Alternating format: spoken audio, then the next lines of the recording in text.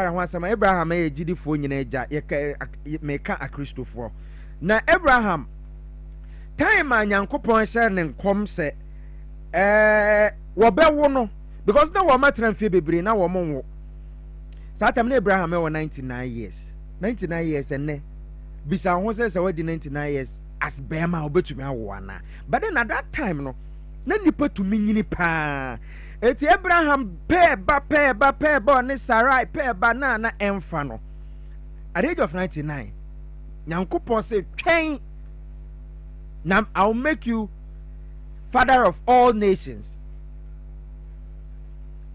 Na Abraham was still nana aduan and tanta. Yet God promised to make Abraham's name great. It's when Abraham was 99 years no. Nyankopon promised no say obem multiply no exceedingly. Ebemu, but it was time.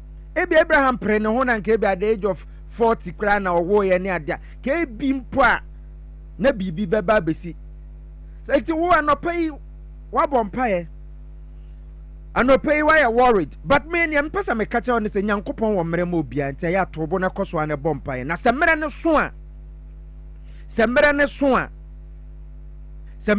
a oya ade nyina fefefe ntia anopai mema wore ho so sapo mu nsuo ne bon mu na afei tisi krom ye bibi ebefa be ma munyina akwa aba eribadwa wase dwumadi so ebra so say de bom krata mu nsem na de bremo ama poma chetiku atena se sanso da menua akora kofi dako akora 1 aka kasongo and Friday and Friday it's your body tew on the Friday no do fit that say yan tuni pafo I've been saying this. And ya bang asem. And ya bang asem. But my mama nuaba na akwaba. Nuaba. Hello. Akwaba. Yeah, nua. Oho efe. Oho ye. Oh sure. Yeah. O dey ye. Yeah. Na me ase. No ane here. Born no miensa na ma sorry. Oh, fine. And is it there? Nyame ye nsenche. Hallelujah. So in the miracle business. San na me karo se nyankopon. Or the man great or the man akwa bi okori award to so dem akwa for so that watch the bro say share God's time is the best. God's time is the best. It was coming on time no. Ti yankopon da so wom. Eti yagusu aye adwuma de aboa ama Ghana yenso betuma abode apushi no ena ne nyina no ye pushi ye live on TV XYZ tete mo amohwe wo TV XYZ ye ma munyina akwa de ba dwumadie ne so ebra so say de obon krata no ebre mo e wo Dwabo Ase dwumadie so wey e mfonyi kese yes ladies first okay lovely all right hey I don't play there all right I don't tea wo tea o me yare heza senche metu kwan and you could do airport and I say many omo na order ayo and I go osekwa awusa yanchia mo na masese muguso ani e wa hade obonkrata mu nsem we yemfoni kase na etwade a kyem anope na mame fa daily guide obonkrata no fe no nhase na anope we twamfoni bi de ato a wo se ya kire nipa mienu ACG cables to ayira na ye pe ne kire kwan ye hunu no cape coast ya kwakire enipa mienu a wo mo cables no ebi wo mo nsem anope wo de ho nsem de aba beto dwa wa ha na America man no wo mampani ye Donald Trump wagina simpie ni apaso akasa se wo de to ahodo bi toto ne ma hodo a ye kradi fra mahodo so borem wo US ban ni mu na eja ekoba se ete ya na Ghana sha se edi aruze so se ne ehu so afa ye nkote se de 10% bi nso e de ato ye so sinti ko ekoba se mu bi e de niema bi ko ana wo mo ho fa niema bi afri ha e de akone ade a 10% da so na adwinche bebre na aba de afa ho emu nsem anopa daily guide obokrata no wobo emu amane na enano abato a yekoto ye wie ye chensunsuanso bebre ye ba ye electoral commission besi ne wontumi ma binom kra mrahye bedwani ne honsese bebre aba na nra Supreme Court atena se na wo se recollation resource no ene honsese bebre na ba no ma endi samanyuku nefo ansom wo mo so mfa anuye ewo ensem no a abepiem court no wo mo mfa emranti no so ho asema no pay de obokrata yi edi mama ne pobia basanso ene beda dwa ese OSP Office of the Special Prosecutor watching Centroni be were detaining no e na tena na the Obokrata yi bo amane say private jet remarks bi akrache no wo ye yanko yie enti na nam so ye detaining ne hunsem ene afoforo bi aka ho ne nyina no pay daily guide Obokrata no wo de munsem odi aba. And the daily graphic, my fantasy na some Cassia when him also we will deal with Galamsey ruthlessly. Hina Norika Sasemi, or Swafon Notions are seen if in your body, the Acha who some so. Ye Emmanuel Ama Kofibua, Bium Susunose, Sebia, Yabeka say, Yabed declare state of emergency and answer Yabe Brando Crackson, and also Ayatumupo and answer share, Ewa, I say, not worry drinking home, none of friends and trafficking, and Emmanuel Ama Kofibua, Edin Semi to Guantunia daily graphic about to me, I can be Ghana Revenue Authority, GRA4, and Awangama Yenara Arishim, one would say, Yera John Dramani Mahama Brown in Sasha say, Levy Yen Trim, any a 2 be a tremuno. Say, at least 1 attitude will be a Levibia, and as a Momo, Ibia, transaction be Koyanebia, 1 attitude, Sikabia, no Kwansa, and Nessa, GRA, Amaya Rishim, so very fund what the Sikanya Besang, Amayang. As some Fufre Nano pay. Daily graphic at the Abawo gratified to Su Ediono. HM said Chief of Staff, Finance Chiefs discuss innovative financing models. HM said Chief of Staff, Yera Julius Debra, One Empenifua, Wangabi, Ewa Ghana Sikasemu, Wankonya Nkomo, Tritrimbi, Nubebuama. Kwanga obetumi afaso na yen sikasem ye de befa abafo kwanso obetumi abua no eno hunsem e wo kratafa to so dio no emfonyini no na e wo TV no so na ye ye hwe no eno ai na sa dwumadie no e koso e wo ye mampanyina atena ye na mampanyi John Dramani Muhammad Kashe ho bose obeboa ma sa dwumadie no atumi abaso se na be ya woma mo ye business ahodo e wo kroma se no wo betumi afa ho adwene na e ho ne manso atumi akonti ho ye wura setekwe governor your friends the presidential advisor on economy ni nyina ka ho bi eti wo hwa empanyimfo atwotwo wura wono ewo banking sector na wo motumi bae no CEO of Exim Bank Sylvester Mensah eba bi Agricultural Development Bank MD me boss atosapon ono so ba bi Chief Asap Ekobi CEO of the National Investment Bank Dollywood Zakaria Kobi CEO Dema Ghana Export Promotions Authority, Francis K. Atta, and Daniel Wilson Ado on MD Ma Consolidated Bank Ghana. MD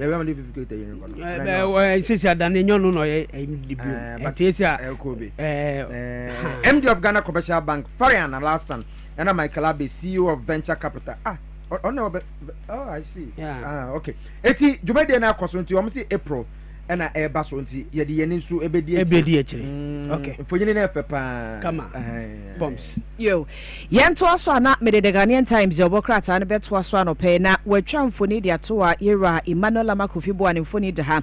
A credit card can in 7 Febina, a had ya the Ghanaian Times, Obokrata and Boma Mania say, Sabay able to me as a Galam saying who you media would do a course of my Ghana Montino. Excavators are ye credible my Ghana moi, and who Sika is a 6.2 billion. Amaniane sa ban be restricted sa import no said ye be ya sa fo ni nya kwan krama no mo fa nkosi e kwaye nim ne nsuo ni mu nkose no menko fa hawo emfa mre nti ho asema no pay de Obokrata yi efa ye toso edumienu wurem ansem ne nchemu no nyina e wo ho na Media Foundation for West Africa nya abotre etiro enro a oye sa nchemude ni wiye no nwumre na ebebuo mu se na no na muntaka di kama warning interior minister say police ni bia we police panyi e wo ba bia ye too good mining communities to say bia wo Kenya ase na hwidiem wo takwa bogoso na obo ase I am free ha na se galamse no guso e koso a yire wo ho na mo munjai ne obaye bia e be mo maja bia ye no munjai se wanjai dia transfer ena nra woni Iman for share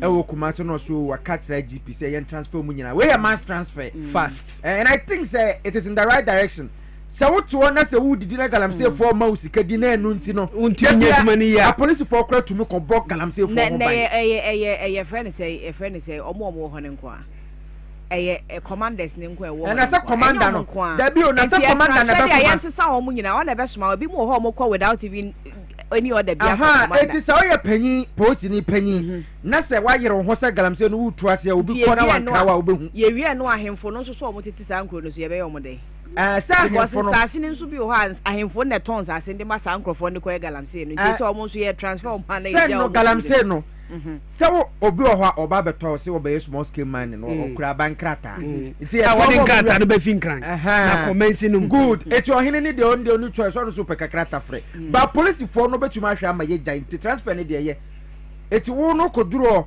na say 3 months ya hu sakraye bia wo ho a wo so transfer okay ya be transfer sa kopem se galamsey de bejai yo enti eno ho asem no na krata kroye mu obama ne Ose Media Foundation for West Africa wo mo so kasa e wa ha na wo mo de ya de se e no wo mo chese cyber security laws ne mra no yenhwe ne anyire mu pa se de be ye beboa ama online gender based violence ahodo ye koso ewo ye internet so ne atete ahodo e ka ho ne betumi ahwe na yetumi etu ase no ye nsem ne bi na Ghana ya mampani Yera John Dramani Mahama se Malam Ramsa site no yenhwe na sede ka ne sitie ne restore e ma ne sin dada mu nti wo a wakosi da wo sa abro no so de ka hunu se ye dan ne ye be ka de agu from ho asem ha feed Ghana enra so ye pa ho ntoma ne be hya ase ya adwuma e probos me da ye to so du ba ko e de kro enra Yera ya wo hwe kua adwuma ensem so ne na pamfo e no mo ne nsantwefo di ho nkita ho a wo mo de to dwanti na de ye nyina wo siesi aboso ne esi ne po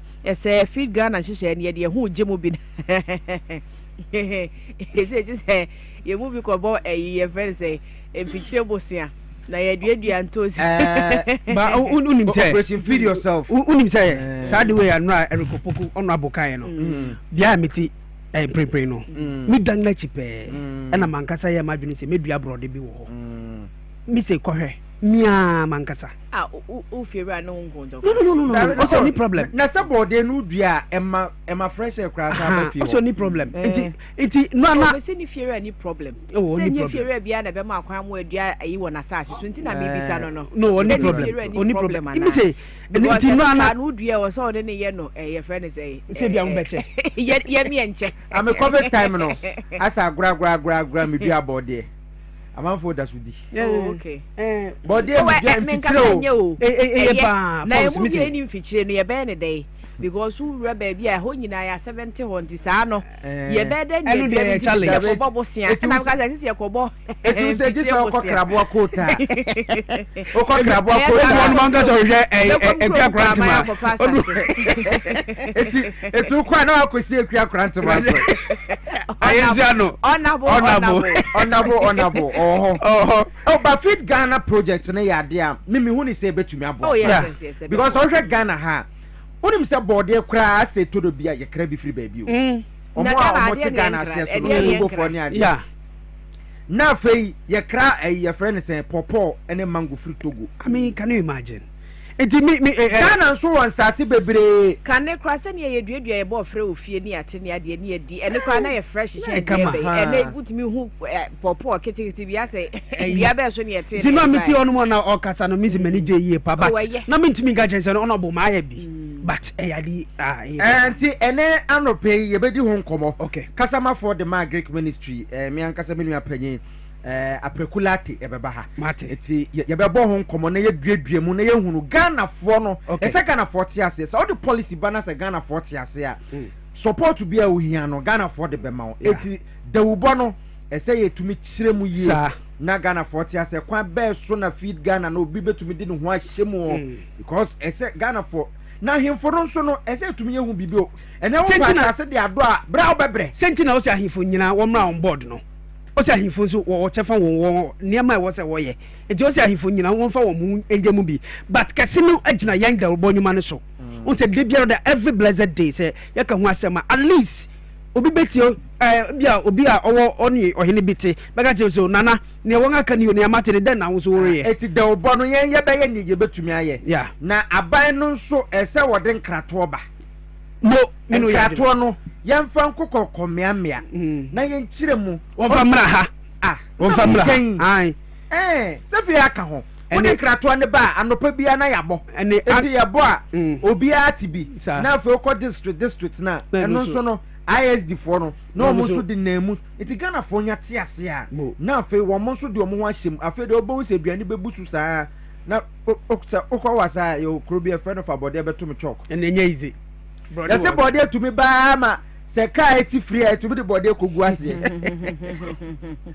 yes no yetete no but nay amanfo empekua yo ebi o hwansa asesem ne ade nti aban etumi nya ho bibi nti later ye bebo eno so eho enkomo ha afi ye kwa he and me fancy wo ho and the publisher say abang edi Zoomlion ka nsema ye kan 1.2 billion Ghana cedis nti eno hu nsem e the publisher mu a obetumi aka ho asa na fe o say chiame hene approve say ya arrest 2 MPs arresting court and no pe publisher e dey aba wanim ha onya bia obetumi akenkan enya sanity bia enya arrest say oya court arresting court arresting court fear and panic and quiet yes security for no national security for ni omo ba say you see for e count you know sports minister and nipa ba ko bi A+ minimum issue crowd there but say o pese wo interrogate mrahye bedwane a esem achiame hene e ma akwanya ntikrata aba ene no kwampo yesi wo momra mrahye bedwe fi ho na wo momra metoto ma no we entitled say omodi o lawyer for so ebebe ene no so ya chini panel yes sanity on say speaker na ma kwan say NIB for ne mra me ebise ono mo nsem on person bisa e fa nsem bi e bia o makan e wo se aginchi mu nti ano no enya bone ene no so kra yesi nsiseye nso kra santa ho so enya arrest bia nti enya arrest Piesie ya fancy answer na ebe kono meba misra osimaba madam fui ne dingi majwa Peter Mpacho fa to so mame me pacho majwa you majwa ni on that screen is no Peter myself fa to so mame and we ya majwa birthday nti majwa happy birthday to you oyo adamfo majwa ye bodyguard shot atere mre no kokakra Kojofo su fandi ya ba betrase na fe egudie mu nsem no wa bible mu de amaye tew so ewia na fe obrempon so atrase na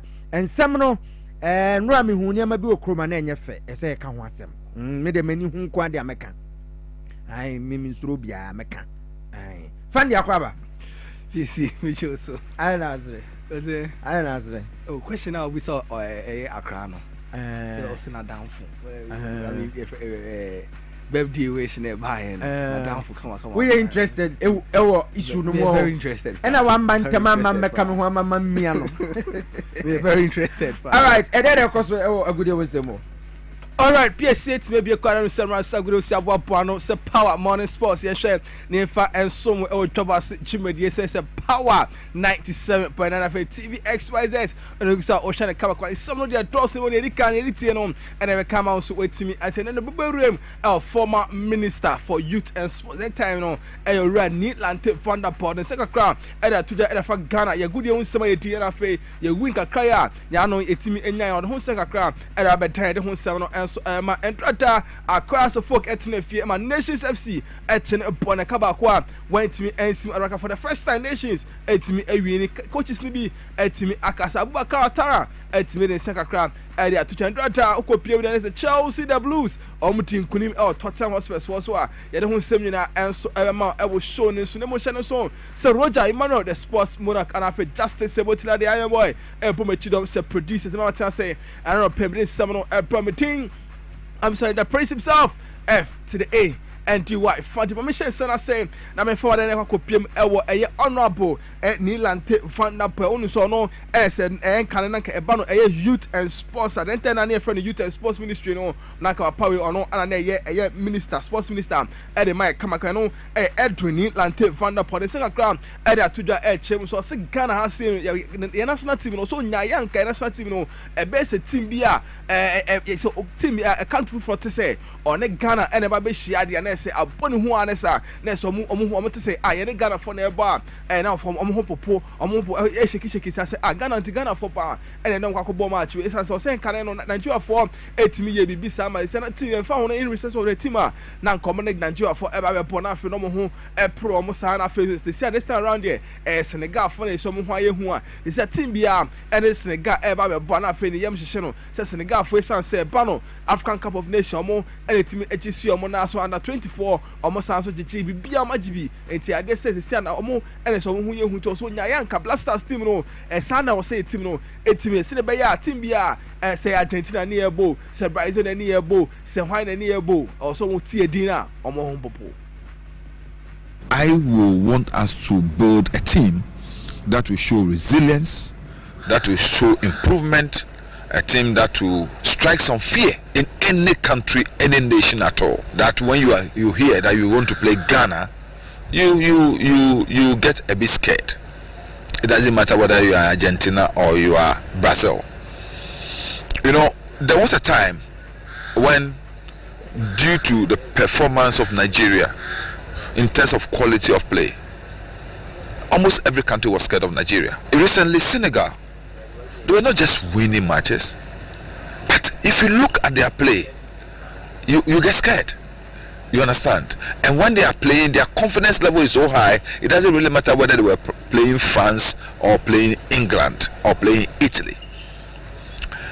That is what I want to look at. I want to see a Ghanaian national team that will strike fear, that will strike awe, that will put every team on alert that I'm playing Ghana.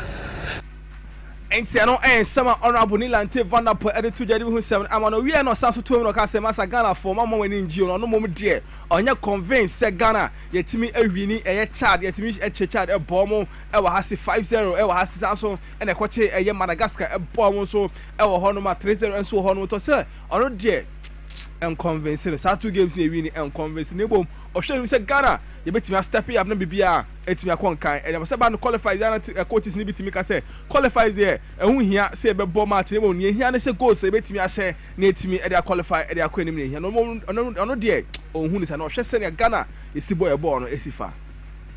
And I think the 2 matches we have played so far doesn't give me any indication to the fact that there has been an improvement in the team, even though we've won those matches by wide score lines, even though we won those matches comfortably. I'm looking at the quality of play.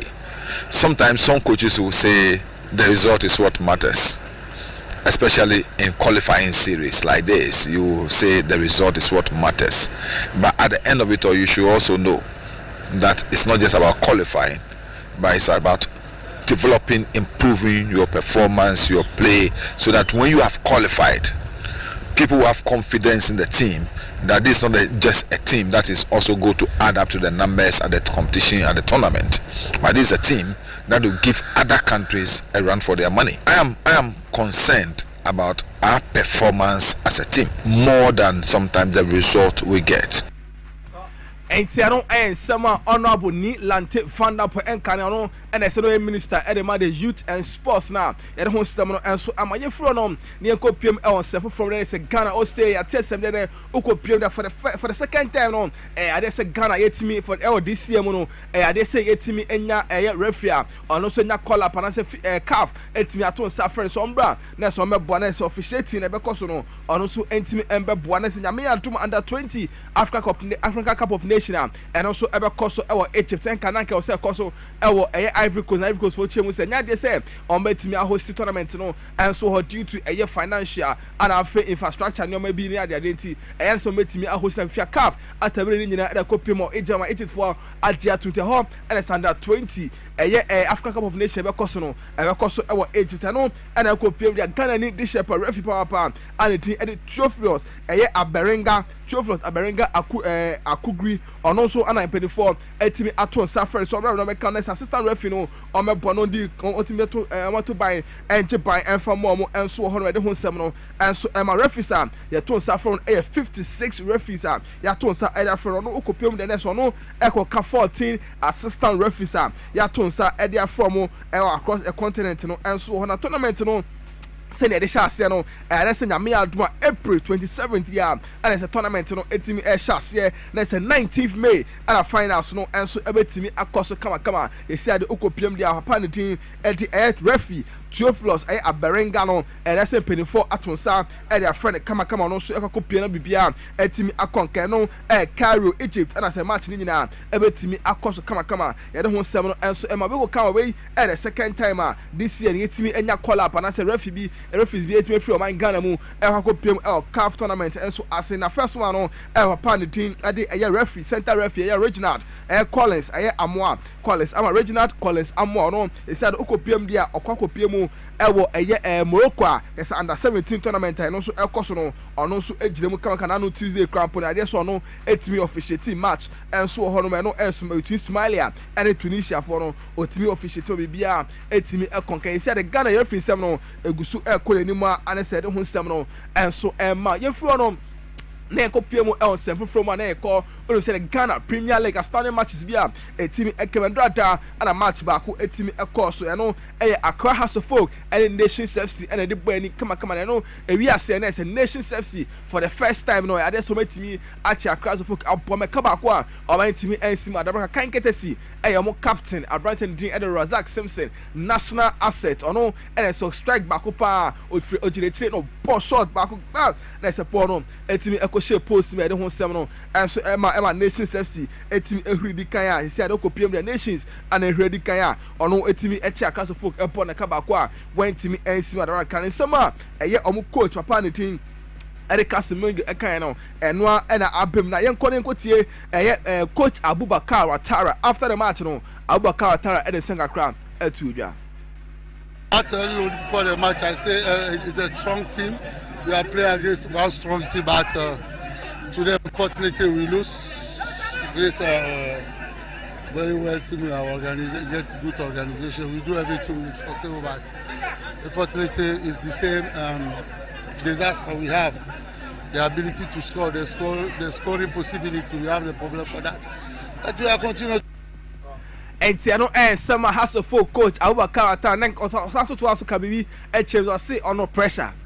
On supporters here the day near they set pressure when so say supporters pressure they pushing the crack around move on the game BBI TMC it's the Nations fashion and yet because the kai say at the Nations one on a strong side Nations fashion and then news bia and so on the seminal and Mana Casemengo a head coach at the Nations steps on also and rata or boy a captain at the Nations steps Razak Samson as Abasu said go no share no and they say a spectacular goal and I say go FA pa. I don't know how to describe the goal. The strike was very, very beautiful. Also, I congratulate him as a captain, leader of the side. He has proved his worth. As I know, it's too early. When we go to the dressing room, I find out from the physio. As I know, it's too early for me. Every match is a tough game. So we take the match one after the other. So we were good with one. So we are back in contention for the league title. And Tiano and my head coach at the Nations FC Casemengo added to the Vienna and as a captain or Sansu Enya go at the Nations FC Razak Simpson also the second cry to you. Thank you very much to all of them for coming in their numbers to supporting each and every one of us, and they should come again. Our next match is against Karela. They should come in their numbers the same way they've come today, and surely we are going to win. And Tiano and some captain at the Nations FC Razak Simpson and the 2 home seven and so anti Amanasiako PM our table next the GPL table say and it's Kumasi Santo was Sansu already kind Okrah 45 points at home 7 baby go start to Sumiano Okrah 44 points Nations FC Abetoso me and Sano Okrah 39 points Mediama Etoso and 9 on Okrah 38 points and I Heart of Lions Etoso and Noom on Okrah 37 points and I Heart of Folk and so Etoso and Siam on Okrah 36 points. I don't want some Better United at also and so 36 points. And after Dreams FC at also watching on no 33 points. And after Kopia Media, Brekum Chelsea at also and Kono on no 32 points. And after Samates at also a Drew on no 32 points. I don't want 7 and so Mana Obasi on nobody and I say I say on say NCT Accra Lions at also a Drew Siam and after Okopia Logon Cities at also do so and after in Swatchama for at also do what I don't want 7 and so Manami and two matches nibi ebetimi abaso kama kan GPL matches nibi ebetimi abaso eno e weekend no say and no ebetimi akọ Adriana Stars etnefie no atonsa and after the Vision FC4 no mo so e dey sia kana onum say Becher United na common in Swatchama for na be Swatchama for from there and say no manya 3 points 3 goals and so 107 and so Emma Dreams FC and the Bepiani Gold Stars and Herbal Heart of Lions and Asante Kotoko and Herbal House of Folk and Medema FC and another tough match and so and the House of Folk and so I don't know Holy Stars and Brekum Chelsea and Herbal Nations FC and Karela United and Herbal Samates and Accra Lions and Herbal young apostles and Lagos cities and so at the abo na bibia etimi akonkan and so at the amom na unim say Yanko Piemo El Mediama FC and so catching on head coach Panity at coach Ibrahim Tanko or no anafe goalkeeper the team at Jabel or Metimi Etin Komaka area Fenamia do weekend match or one Bobo quality at the Heart of Folk and so ever bono. And one go down definitely is not good moral for them, and I think we are going to use that as a motivation for our team so that we'll get something out of there. Was there a training come about so a training in idea on come yeah fire one meant to be mechanical but the way 2 months a corner yakumbe Entiano somewhere to me across na so copy Ibrahim Tanko and afe goalkeeper Edema Medema FC Jabel and so enka na motene kama e ho nsem and so ema yekopie mo at the Women's Premier League and match day 17 and also ebetimi abaso kama okopie mo the Northern Zone dey say and city Northern Zone and FC Savannah amone for Su Royal Ladies and ebe bona for Northern Ladies and Supreme Ladies for and so at the Abokumase Sports Academy and Prison Ladies and Herbal and Pimdakon Ladies and so any Tamale Super Ladies Ebebo Sunshine Ladies and Dreams Ladies and so Ebona Bibia etimi akonkan na okopiemo El Saudi Zone so they are same and also at Police Ladies and First Ladies and Herbal Hazakes Ladies and Halifax Queens and Herbal Joanina Ladies and so any Army Ladies for and Ebona for Berry Ladies and so any Lady Strikers and so at Apo and for Soccer Intellectuals and Epiphany Warriors for no so Ebebo na bibia etimi akonkan ya de ho nsem no enso ema ewo show ne so tien kom na se yemfa amorone enso ensem ne ma na afi jen sorry so ewo dwumadie ne so dia unu se ndrada matches ne bi etimi ekoso kama ya de ho nsem no enso ema ukopiem na se ndrada Chelsea the Blues etumre ade say the English Premier League no and draw mutimi che Tottenham Hotspur for ebo mekaba kwa Tottenham Hotspur for entimi ensim ada braka sanso na ukopiem ade say league matches ni bi enso ebetimi akoso ukopiem El Spain dia say ada Spain dia no enso ebetimi akọ Rayo Vallecano amotre fie no Espanyol enso edi abo sanso na ukopiem Italian Serie A dia Juan amone Udinese ana ebo ana fe ukopiem German Bundesliga ni mudia say Uzbek for amone Bayern Munich for ana ebo ana fe France no say Nice for amone Nantes for ana ebo na bibia etimi akonkan enso amono ne ehon sema ye de ho sem no enso emaye for ba kumienu we entu yesre body and say okopiem dia eye ensema ba ho sem eba and say ade say okopiem Arsenal ha omo defend ba ko ne mono ekonkan ye pa Brazil ni abrante and din ede Gabriel no ade say penifo echime ade say abrante no etimi price said okopiem na say the rest of the season no enya ade say abrante no ebetimi esi akan biem enso ede ama Arsenal said okopiem dia coach ede ma Arsenal upon the ede Mikel Arteta say ade ochema ya ade say han ye pa big blow ede ma bobo quality ede Arsenal ede ho nsem no enso Manchester Brighton 27 years per and Brighton no etimi ede say ade okopiem the rest of the season enya ade say Brighton no ebetimi every abo match biem enso ho no na Brighton ni prime no mni fu for Tuesday no fu mni fu for boy ya amuchi fu for ebo meka mienu a fu for entimi ensim adabraka no and ama Brighton no etimi ehoko prayer see ade Gabriel Brazil ni this year Gabriel osina kan the master see ade okopie mu and say okọ sideline for the rest of the season ya de ho nsem no enso mount ye hwe nese yemfa yensem ni nyina ensi ewa hase nese yemfa yensem ni nyina enso ensi wa ase ne mo hye so say Roger Emmanuel the sports monarch ebo echi don say product for justice ebotari young boy enso ebo echi domitin the prince himself F to the A and DY from the bar outside of Econo Unim. Mamma happy birthday and come on, Yankasama Duff, Mucho Mucho or no a branch the team at the Kwabna Wilfred and your birthday. And your birthday, say happy birthday and for Busa Fonina and yen now for you, say Nakopo and Shanabia and Koye and Fama, and Wilfred. Kwabna Buedi and your birthday and say happy birthday and from a Tiffany and see what I see Nemo yen train where your bar, there was a Jumediano, a better also at the amount.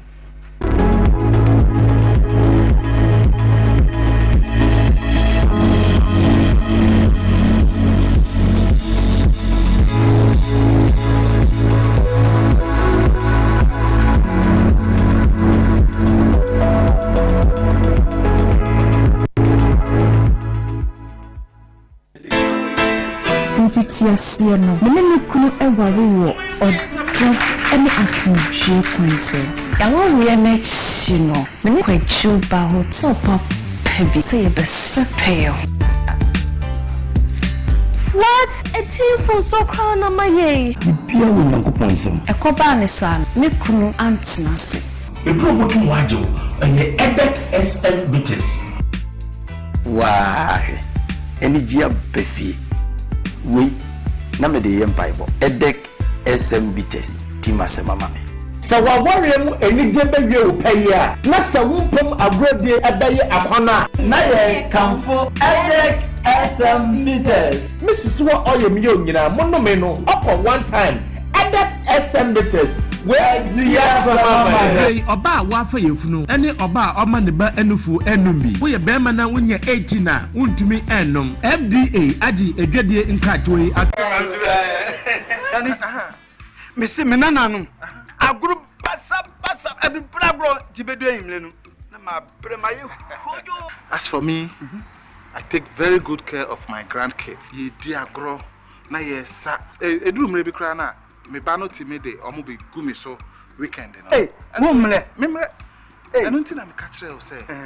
Ya no medi garlic capsules. Poso nyina e be sisi so kama. As I stand here, my doctor said my whole system has improved very well. Medi garlic capsules. Yes, Medi garlic capsules. Oh, sa na te pa dia. Medimosis garlic capsules. Wa mamoja di nipadua mu efurusani ye na esiesie oba ne barima mahona hoden. Ubenya edoyi bi ato omanyi mu pharmacy stores frey wo 050 349 4885. Edroyi enya mamofra enye ndi fie dumienu. Apemfo ene emma emanofo. Medimosis. Who knew how FDA adjudged the Nkratui atu. SHS 1213 admissions have started at St. Andrews Senior High School, and I have good news. Have you finished PEC and not been placed in the school of your choice? Do you want to rewrite your WASI? Have you been posted far from home? Have you been placed in a day school but you prefer a boarding school? Or you have not been placed at all? Don't worry, just hear me out.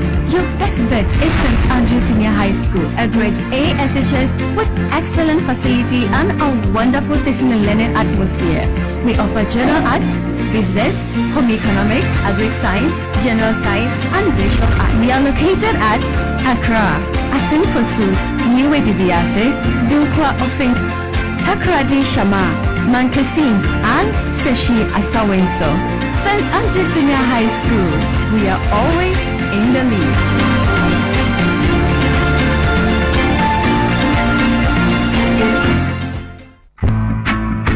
What fish sama you know and many who say I can was who cast up a packet say no baha na nasa tataya or casano didn't sakatana no but when we are doing say papa no Matija mokanina Spanish garlic mixture and then the capsules at aroma and mama pomodresa. Wow, why a nice and casa Spanish garlic mixture and then the capsules and yama why you come up a woman boja dear for sunny with the pedianum now a breast as a bro I want to chew hypertension a take or restaurant will be a charge you and 10 temper gas yam a macra a mania muma future crumina a torch will broke a water avian a friend and hoyan anti as Spanish jinko capsules hana Spanish jinko and with the nura watch free jinko biloba any soya oil moon and my watch musu daho Martins say anti-aging and amount good retentive memory na yet on hine Antec Herbal Center for and then pharmacies can make herbal shops and run some for 0266 11 41 11 a painful about more money for them kwada with the infusing you and come FDA agi edwede nkratoi atum.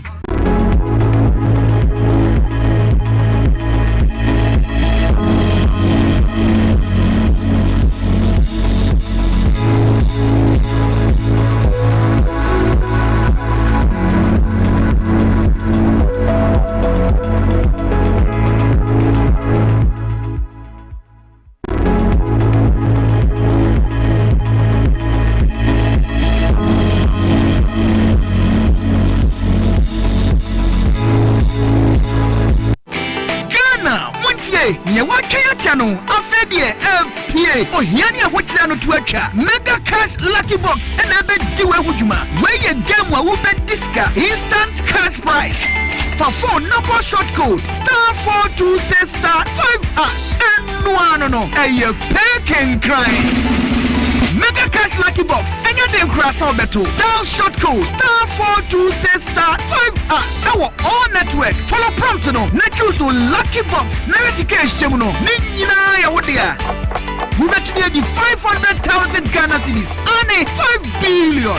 Shadow Sasa Shay and Ella Chiatum. Our Caritas lottery platform so. Mshaka Crow.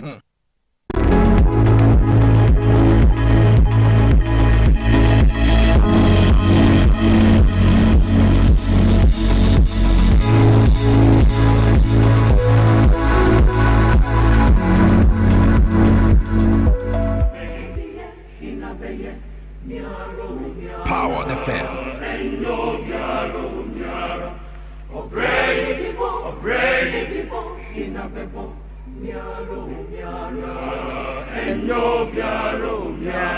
Mo Dwabo Ase Jumadi Esude Nyatinyu wedi anese enkoma hodo na na aduru so simadu na abo apa no pa no so ho obrempon aba be come nsa wo Piesie oyere me say kromu ya ye de no wonje Debi o she enu ade nurses no man no mo dem aden any teachers no aden alawa pai say wa alawa ben His Excellency promising one tiana. What you?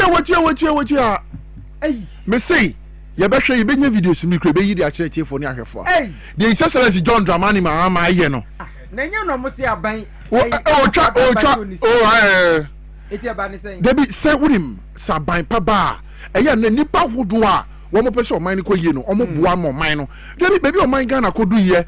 E wo ni sika semu na every sector including sanitation ministry kra na ekada ho no ekofo still na ekada ho esa kanu ho say aban de Zoomlion ka be say 1 something billion anu nti na Zoomlion for so de akayi adwuma for ka 1 year 3 months omo nji ai omoji salary 250 Ghana cedis a month 2.5 million old Ghana cedi and then 250 for 30 days and omoji Zoomlion the akatia adwuma no or the omka 1 year 3 months piesie what 250 4 times that month no say ahi na wo benya etu omo ye den didi enkankan o ma wo mo ti akra bebi o mo pra no ebi o ho agi so foro ka na kwa kopra say na nyina na ya ban na di Zoomlion for ka o da bi dada nyina sa and the sanity on but Zoomlion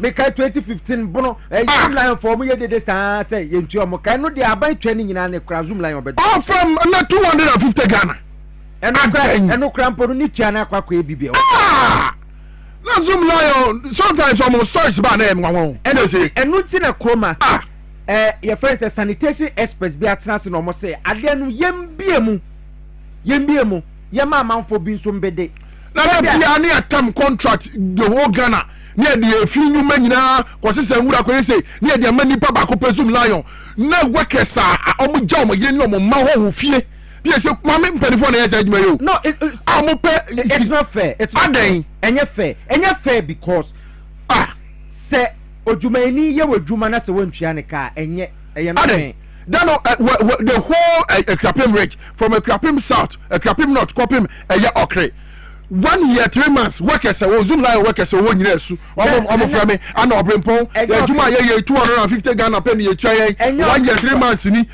omo nya de no madidi enye Okrah nkwa kotakrade obete okọ your friend say ho obete the same thing Obankran the same thing adwuma no yeah womwa omaimu ha no ho yes resetting agenda na yewura John Mahama so de aba no yes ye pese ye hu say resetting no eyade a sectors bia ye hu resetting no te say ne ena no pay yes district commanders omo bebi aye man ni nyina ya transfer omo because galamsey no wo want to me an yes one kasa mitio wo it is a resetting my hunu wa baby bi nya o baby yes se Zoomlion phone to me mpra na je se bus stop boys bi and the baby say juma kwasire scan sana o ma ba be sere se hwe fxyz tetire he ya wosuwa katemu atwokia eye hwan ene se o ye ho adwuma men ka se ye nyanyi MCs okay it is a Zoomlion wo Jessica to yedim say aban de neka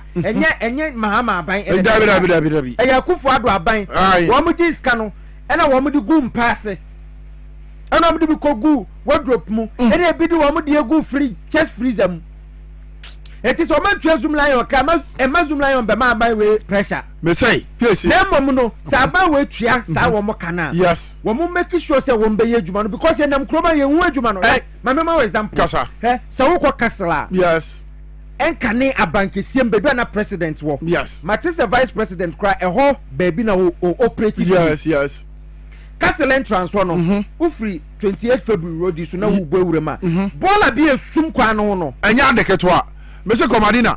Debi na Madina we mampanyina tira ya atuna ya say na wo kan. Aha. Efia dokro man yi dodo. Na mampanyina tira ya kura efia dokro no na yi. Na Madina. Ko mense bi. No, enye fe. No, Piesie. Me wa Zoomlion fo wo su a. Nti e ba ni say na entrance a wo de be free main road.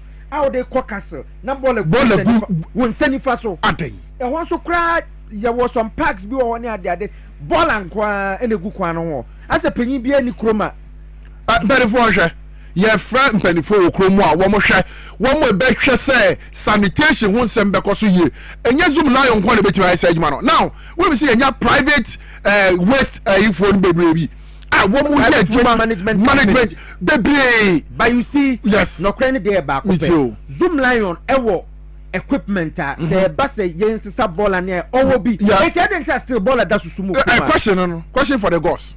It is a Zoomlion said in sound so womum biemu so ye biemu a ye ma manfo bi so mbede womo ti womo ka mienu womo obi ka ba ko obi ka 4 womo nyina ma yen check contract no it is a osu a na ye de ama ebia your friend say Mr. A company yes it yenim say osu de enka Zoomlion adwuma ho Mr. A company what you say it is a few ha enukra be man competitive tembi abana Mr. A mo so a cleaner yes abai no be say Mr. A ni serious enti abai be man contract no watrem na afi o chena ebia no wo choko ade beti wo beti yes o yaje akra fan de ama no enti wo no say wonya odi yi a afei de obesta ye de ye nkosuo nyina egu kenten ba akum eba ni sa eyekro na dane ku na boy so what you say wo da bia Zoomlion ho asem be ba wo mo neka na ya asem foforo da bia mo de workers ka da bia Zoomlion e de workers ka no mo de excuse abandi yenka 250 Ghana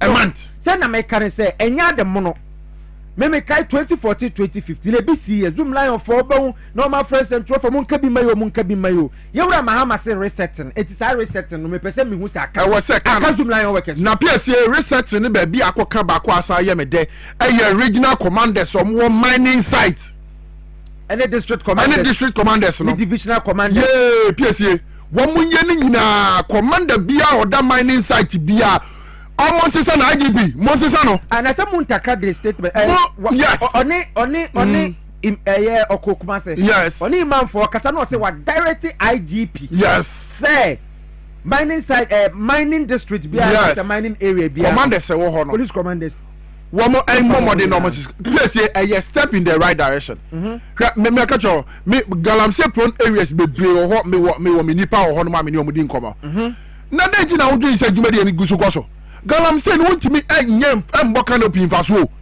aye plane baby e wo ye plane asase yantam no wayo na this police some of these police commanders they know them omoni momo another one enemy they know them na obekono ya de dollar ya na sidi ya roba fa ho yente ho cent kura bada ne ya tema ma na obeden obaji akono okakokodi o ma ye ye say tam what the make na say because se commander no say okokoji say scanner obekonu so na fie na bottle water no na konko say so no menum no wundam debi ntwanu gi sika no a onnene nkrofo a wo krom ho effect e beba omo so na onu nkwa ne pesa mi nkumi nyanti na o de akwahye na brabo ese etu omo rank ba nimo wei santiwo a ebeto ntuma Piesie enye obi antuma na etumete obi ani fie we de beti na me chew say obi ani fie ofrim obi ani mo ntute ne ntuma Piesie de make sense say me pesa aban ne ye ne say sesia no ye be ye mpo a wo mo evidence wo ho so mo district we ukọ enyinam a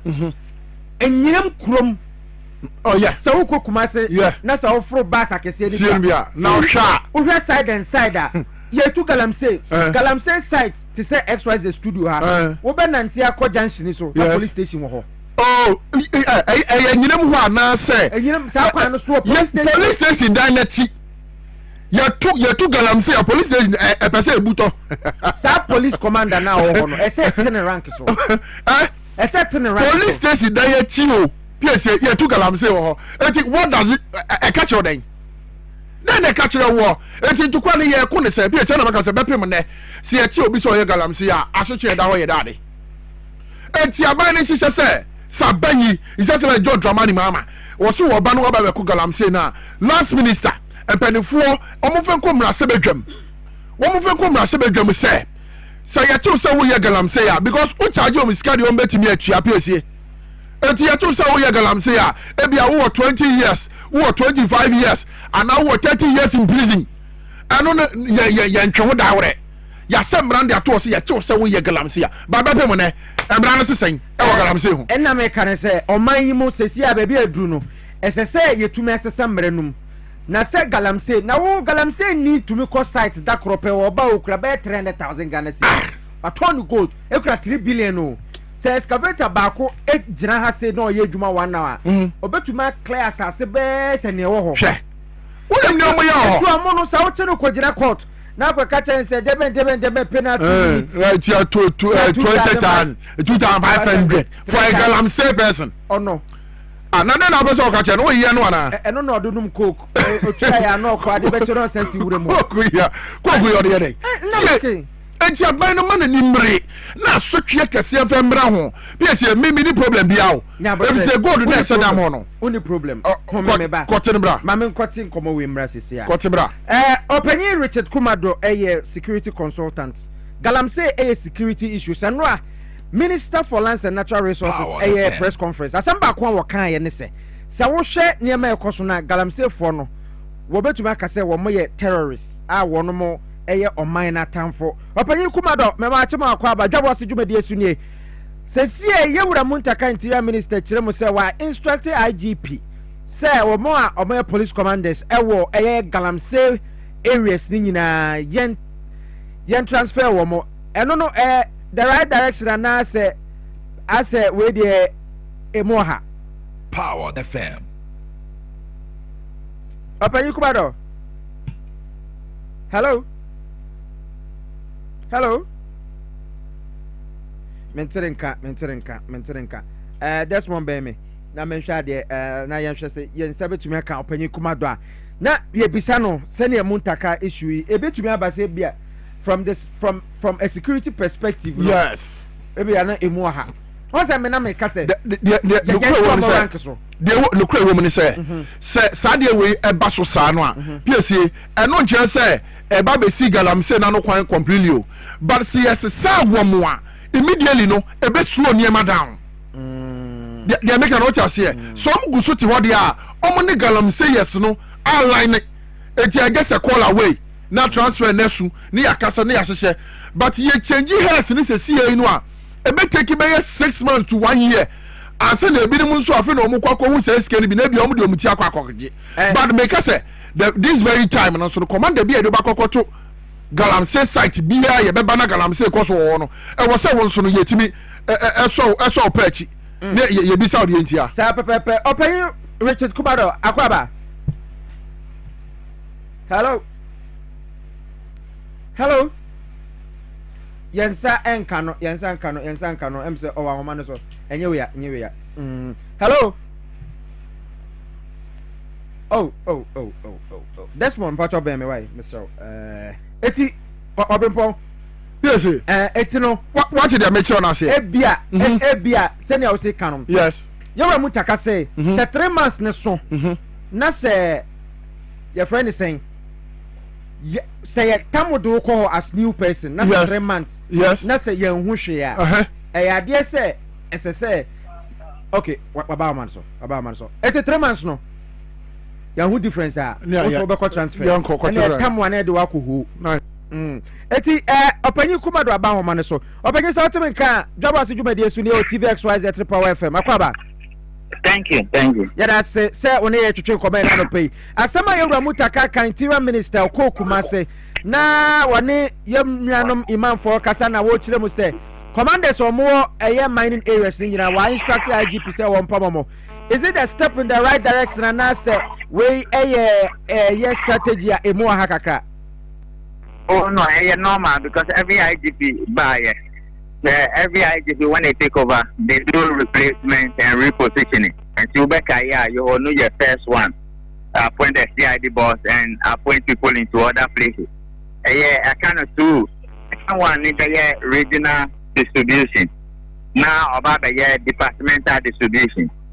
But particularly within the mining area, Santa Ucha has too much a critical problem out. Who now we are officer. And the Mutaka can craft for now. We IGP Bayer. And he is in the right place. But because the Mutaka one say an politics of them. By something that will be done anyway, it helps the officers themselves. It brings new energy, it brings new idea, it brings freshness. That is the way it's supposed to be, man. Okay, eti nyawuke na sametwase ya na se science shewe wo hode bia se IGP bia ba osesa district commanders na adetira sa ade ne koso na still na galamse no still na say no so to aso no and there are two different things. A police officer at a place and a galamse. Many police officers role to fight crime. To investigate crime and to arrest criminals. Galamsey is a major crime against the state. And it's not that the police officer could do what the police officer alone is supposed to do A, B, C, D, E. There's a whole lot of other team members who are part of the team who will do the job. But police officer working a particular place for a very long time, it has some level of difficulties for the officer. And so can say, you are moving on now, new transfer. They are only going to add up to the numbers who are fighting to resolve the Galamsey issue. I think that is the way it is. But it looks like as a one more mass transfer in air cost because already Galamsey your friends and mining districts are hold Okrah. A draw so pie akwa to say a mass transfer no na make say and no be a sidana. Because Mutaka statement make and say, I'm not saying you are part, and whether you are part or not, I have to be transferred. And I'm approaching it from two levels. It is a normal practice within law enforcement. The officers who join the police can be transferred anywhere, anytime. It's also true, sir, in terms of the nature of the Galamsey, we tell a particular place for a very long time. It doesn't help you, the officer yourself. It may bring some other issues to you, the officer. And they say, you will feel new transfers now, new people come to the area. Now, thirdly, in the area of crime prevention, crime fighting, can I say a crime? When the new people get to a place, they are not familiar with the people. So the element of being compromised and being too friendly is also not there. Okay. And it is all part of the strategy to prevent the crime of Galamsey. But it's not because one district police officer and after one district police commander has the totality of all powers to make sure that Galamsey doesn't prevail. Anything that will share teams now, they are forming here as a nation, whether in this NPP, there are a whole lot of other people involved when it comes to the fight against Galamsey. But the police is in the front line because they are the frontliners when it comes to fighting crime and making sure that crime has been nailed in the bud. I see. Going forward, no, after this transfer, no, what will be the next step? I will say Interior Ministry, no, any police service, no, a kaboma, wombe to me a boana, yet to me a kebe Galamsey once and some Okrah. No, the fight against Galamsey goes beyond the Minister of Interior. The police are the technical advisors to the Minister of Interior. The fight against Galamsey and national threat against it. Years back now, I can say that we are there with the same thing as terrorism, mining terrorism, environmental terrorism. And then I'm happy that the Minister for Land is using the same word. Next, I said they have elevated the level of threat against the state to the highest level. When the threat levels are higher, you need the military involved, you need the police involved, you need the BNI involved, you need all the security agencies involved. And when they work together, it helps. Other than that, the police predominantly, they are technical advisors to the Minister of Interior, and whatever advice they provide for themselves, they may look at it and take it from there. And one Minister for Lands and Natural Resources, Kasano Assemble call Kayan say, or describe more as such. No, was say one more the woman shoot to kill, but one be miem na your friend say, one more, two galam saying one more to me at one ase. Ye miemuno, what is the right strategy? Minister for Lands, no, he established the Blue Water Protective Guard. Yeah. The first line of action in terms of observation and reporting. Secondly, they have cancelled all the licenses issued after 7 December. The difficulties all NDC promise, political promise was to repeal the airline.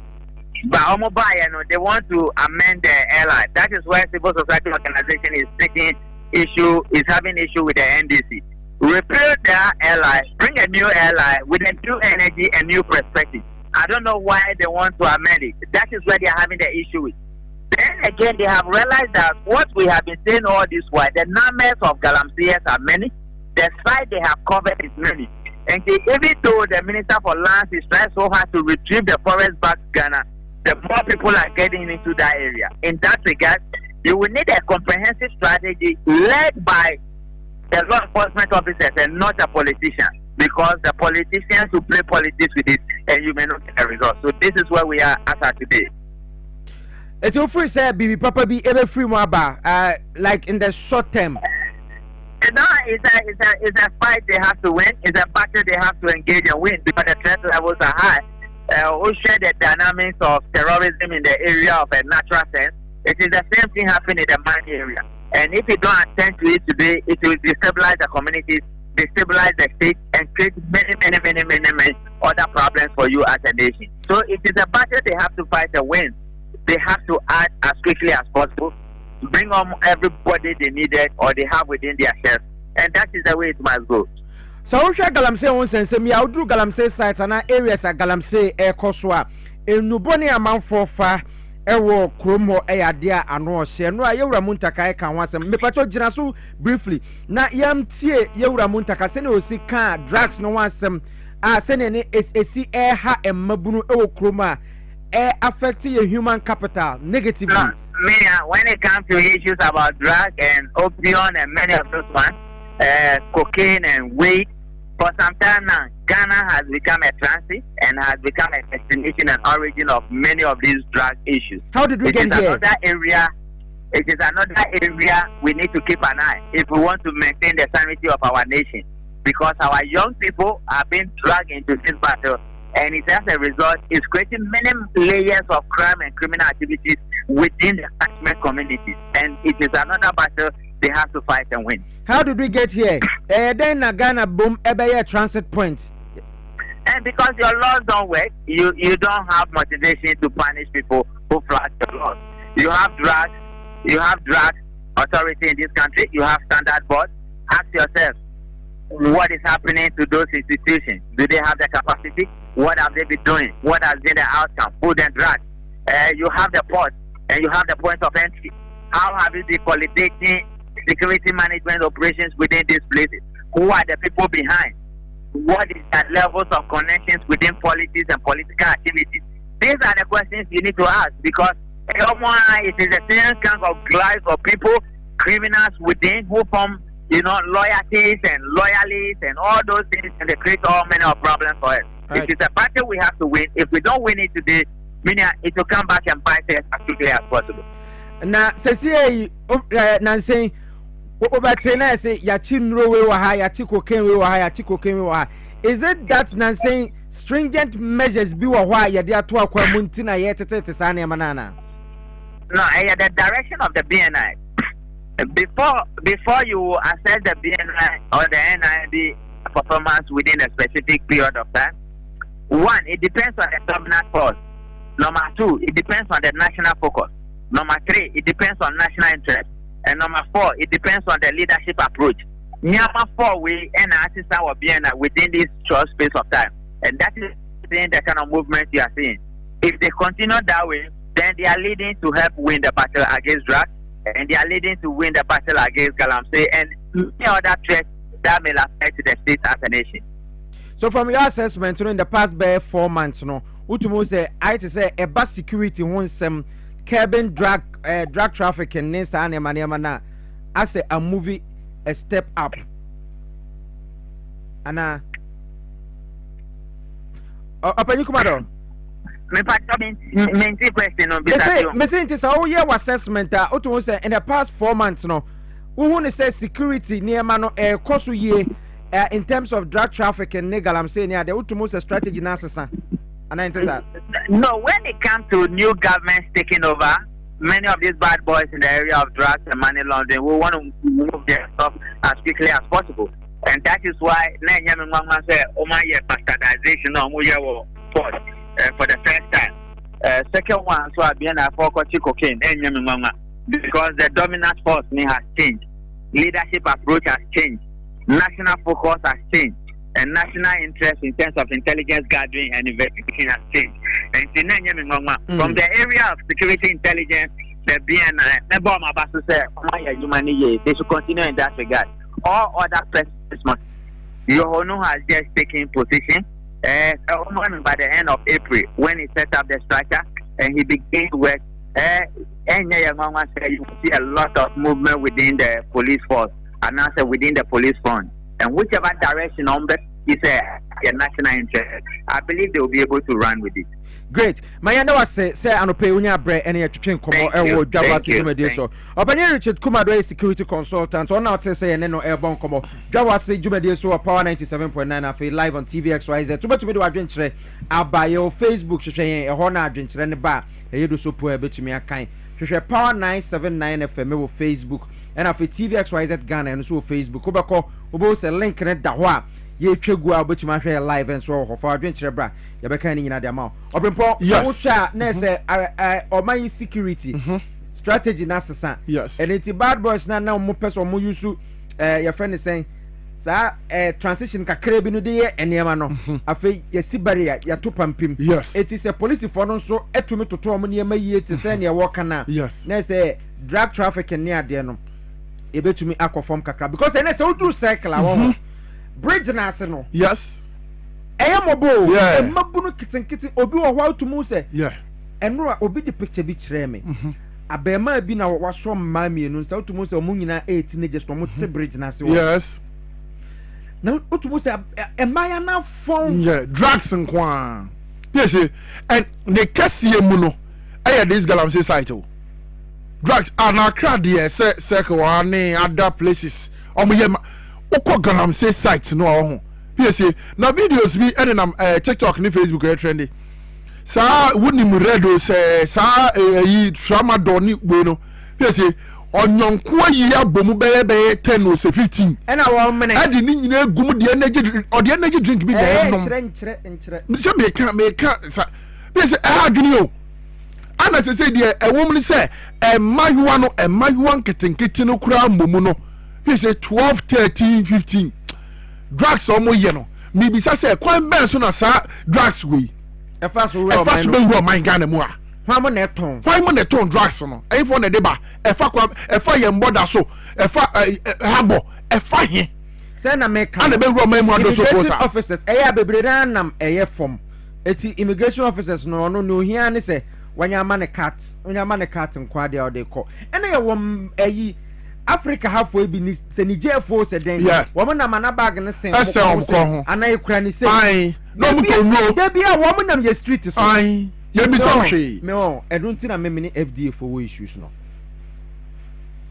me ni deals me da kon wo issue ana ya pam no ase me ande ben shade nem so no because these people are always on our street. Yes, on them street so FDA for mo eti FDA for enti munni emrantia won betuma nemu ati wo mo me se mo waduro bi kura wo mo ba wo mo se ehoro koma ho dia no mo che ba ko yi jowlu anu mo sei ana mo fa take away park ya ye twadu ani gumi no mo de ade ni gusu na take away ni nane aye colorless I say nsuo o mo se onu ma ehoro koma ho no mo de nam no mo to microphone omo ni saade we mo hwe wa baba ka che no ade onu ma ehoro okuma den no wa ye okuma na wo horo ho Yeah, they go take away park net. That me musa video no me be ba na chief wa hwe wa.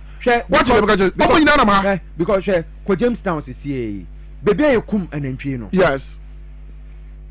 Eni nwa kwabra se uduru ho a wo ho. Se uduru ho a wo ho. Se uduru ho a wo ho. Uduru ho a. Anhwe a wonwe nantwinam. Okay. Hey. Eso FDA for me makohoda. Eso FDA for se wo mo ko inspection wo. Ekwohwe se ne omu kum wa no. Me say uduru ho a wonwe nantwinam. Won to welen rebium. Jamestown here. They be a tone nwan no. Yeah, we hope say. No, this research never come be. FDA for there be a paperwork and how much way what. Omo nam montene so me matre FDA for a pen. Oboso ommeko ho. Omo ye periodic checks. It is amoko station officer wo ho. No make sure say bebe ekum mo no ho ye nita. Na eden. Uduru wa ntumi ho me. Nso ho na ye nantwinam bebre na wo no efri na eba uduru hwa macho men untumi wura ho nti de na o man ne ye obi koto aduani di o se me ye obetitim food poisoning ye nwe na ye di wo na wache wo ma o mu nu anuane mo se mu wo food inspectors how often na mo ko ho na no ma wako issue we see ye mo se ai mo de mo ba mo announce.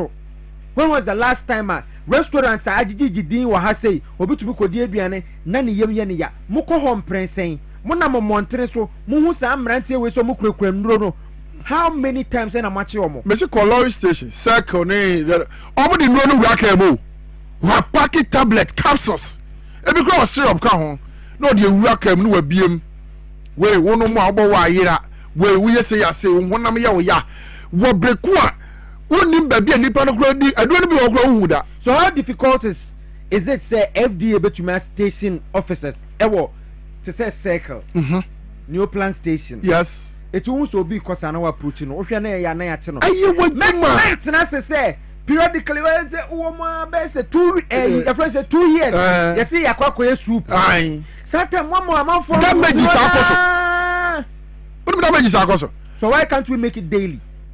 We certain agenda na Yura John Jamani Mahama Kano.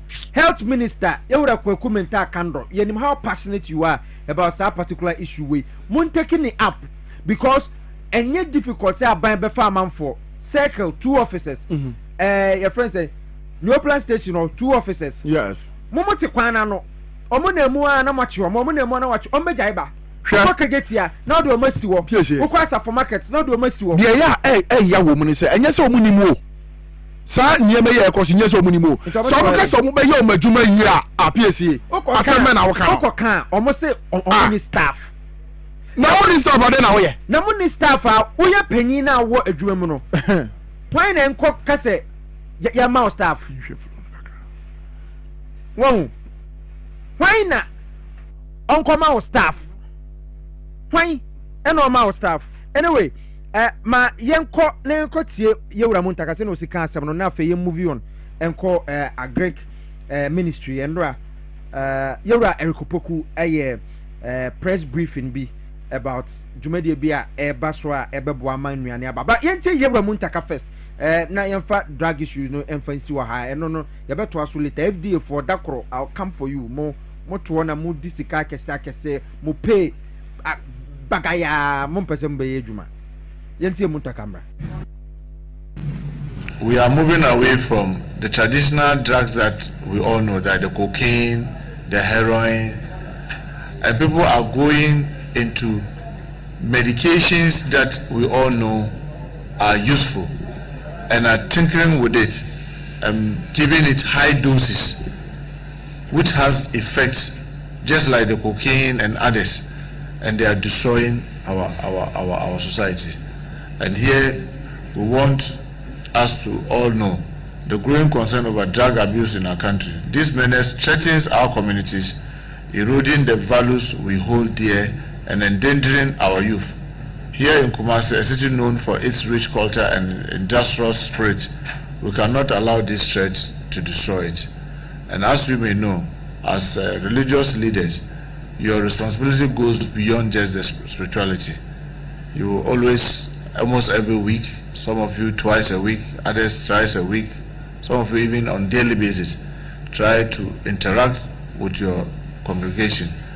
And we want to urge you to help us in twofold, in identifying what as a church you can also do in your own small way within your community to help curb this menace. Where Interior Minister Yura Mohammed Mubarak Muntaka era hotel in Kano. It is no one summon the Obempo abroad.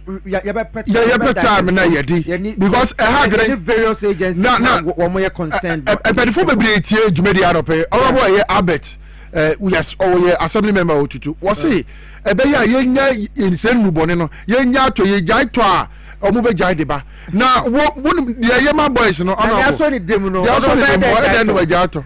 I was here for my young and not press conference be echo so our Greek ministry. You are Eriko Poku Hremo say Ghana Nyan and Nano Yati. I say a bro boy de na Dokuno Yatum.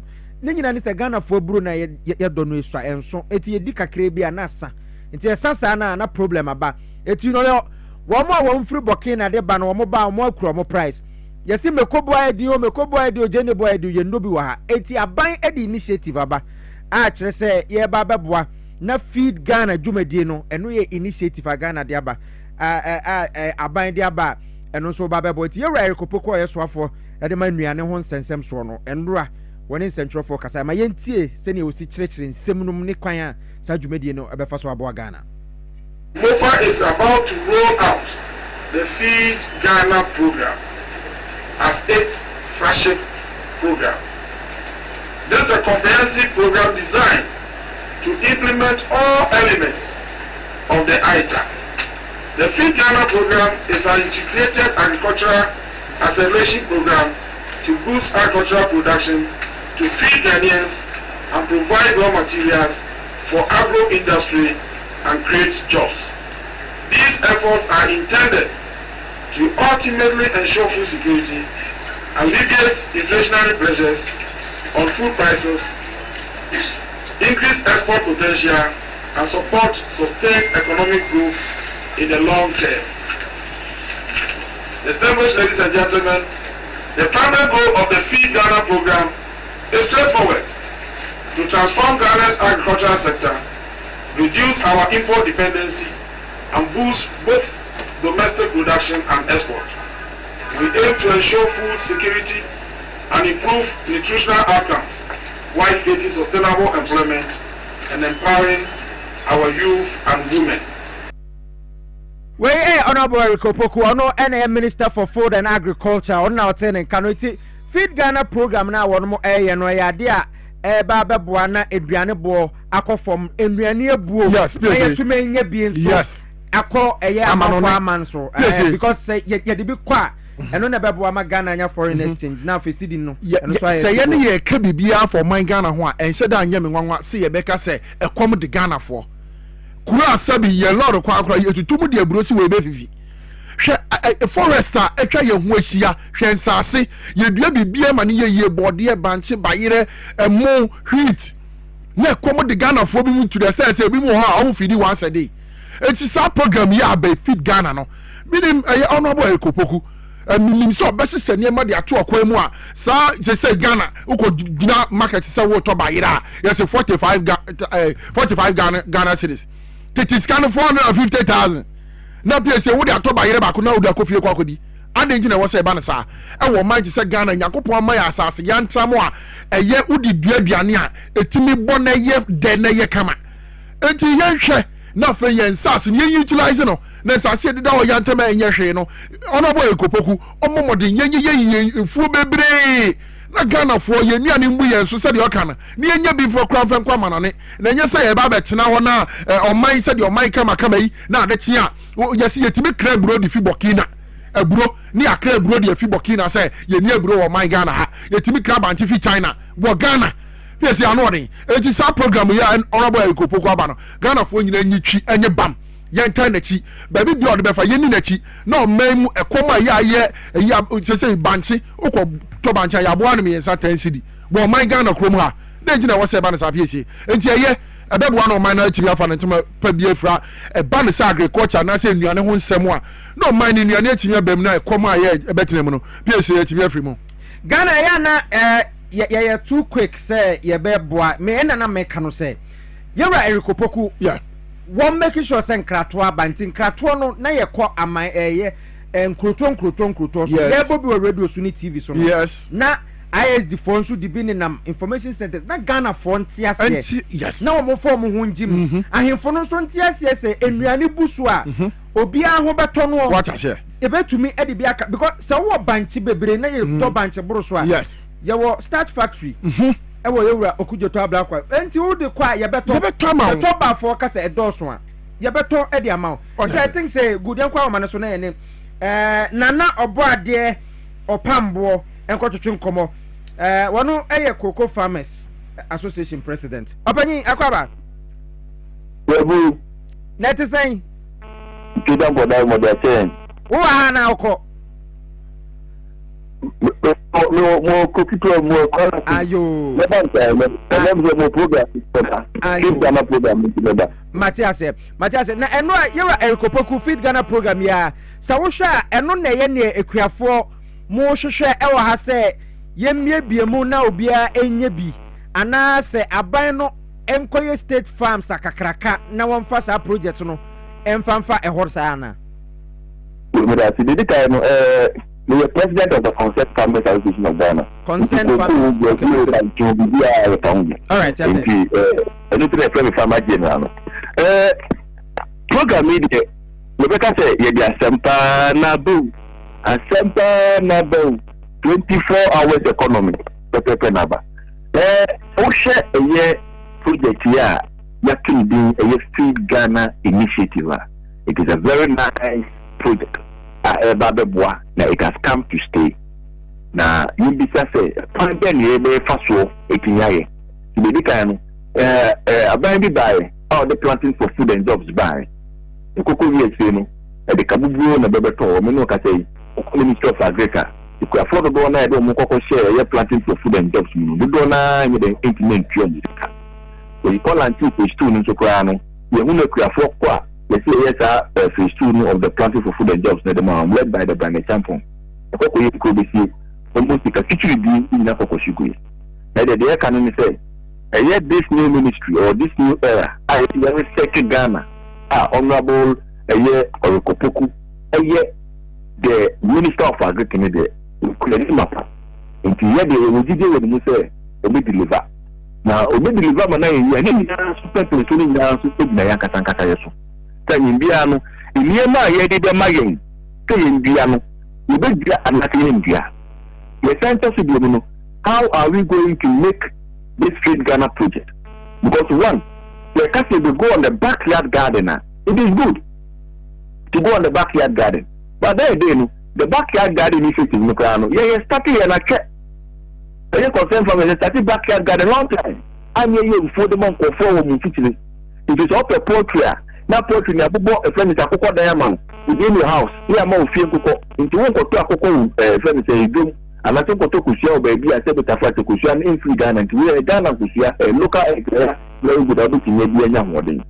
Nti with this initiative we dey aba we need good people implementers. And the key players are they can fund this to make sure say the program becomes successful. The center to the your long that the one na nanum ebetinya release bi amayen oba eastern region your state farm kaseno demo first kwamoso akopia mu okrakojo oba the central region the same thing oko was the same thing across the country no there are lands all over we be just sense see that we then we dey here in bracket the ACC also the project here they are doing the betinya use some of the land media then and they are the Feed Ghana project to make enough what I mean they don't do number I can support to commercial farmers. Okay. You say go with the commercial farmers and then you blame to a friend say state farm media. And only make enough what it will free us a program where a cost one. Yamfa state farms ni bin so enhyem se na be ya eno no betuma biem na afa large scale farming no enso atumi abaso entesa. Because already no if you are for home you more food that. And our buy ba.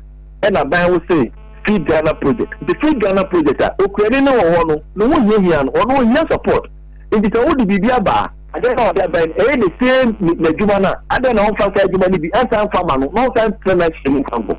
Because the answer is, I took one the Venice morning the Kaka on the Minoka say, what's the most? Because the mono do na be men the other because of the pattern of the rain the Kaka on. And I see the news no do na tinya man my mama for tinya. In this anti waiting not so yeah farmers are omono edo emo amawom seed among the necessary equipment among trauma sima. It is the best way to do. But the dika and I say the benarome to individualities are. If I come here say no, Ghana for me to buy sanity. You pray a home go. Kiki or the giddy sa that person may back do it most at the end of the industry. You said the number of fertilizers are man for Jim. Somebody may have passing for food and jobs. A good amount for Mufi, over 5 years. The business you are going to be told can be good. No, because we need to be there. You can't create amount of officers, create the car woman to do another person. No, I will say about me, or be a guru. Running your man, baby, I don't say, no, but that I don't get from them. I didn't know. Okay. We need the real players on the ground, and then also involve some other people of my interest somewhere there to make part of it. All right, me Jama Kono, Ghana ha yetahu sade no planting for food and jobs by Babawi no na afa kwan ya faso implementing no ukobi se kwani bi o cementation ufri se kwan be so NS Agric Ministry ne faso na wo implement se ne be ye kuafo bebrebe tumi aba on board na afa program na tumi successful. Good. Anything I work with from Kabum Kuono, the Peasant Farmers Association, we have the Ghana National Association of Farmers and Fishermen. There were a lot of associations across the board. What I say, the end concern farmers, ours is to advocate and then also discover farmers, give farmers training. Yeah, do my idea, no. In the same way now, we have someone after the LCR stock asking me, Yaki, and now a friend is honorable to bond sending me a whole document on the Feed Ghana initiative. Asking me to come to the grassroots. Any of your phone kasa, any amount for no be kasa. Actually, say project are binding by saying a clear. It's moment to carry Mummy can die, yet me so much. That's our project. A billion year, being made the young Santa because I buy never the phone. One I also press a door and they didn't manage the amount. I didn't hear other not on door. The sense of the we need and bigger that we need the real people to fund this program. And that's the government pick up or your coordinator. If I call you not coordinator pick up is baby. How you maybe a certain factor. If I can say the ministry has to be very careful when it comes to picking up people to fund this project. Because at the end of the day, the one you be done, and you saw inside the edible, and then the only leader, the best client, okay. If you're being we need to be very critical because at the end of the day, and yet, the black because planting for food and jobs, they have nice idea, but the name is they wanted to publish it. There wasn't money to be there. They go on here, the Omo the name and almost say, the fall annual berry in the blue. Fall annual 2017 name quite fast to the buy idea. But I don't want to Mama Papa Drama Blue. No, it was in the Bruno, MSC, MAC. Some people are Feed Ghana project. You know, for 4 years, I say, we could actually be a and we call Begino, or Baba to movie, and as a fertilizer Begino, or Baba for the back of border, and as a bed I know to different saying, up to bargain, up a mano, at all their movie. If the one we said the right people are, we will make sure say this program will run well, and then we will keep eyes on it because immediately. Yes, you're quite a bit faster than anybody in the control. All right. I think about your testimony and the power to move.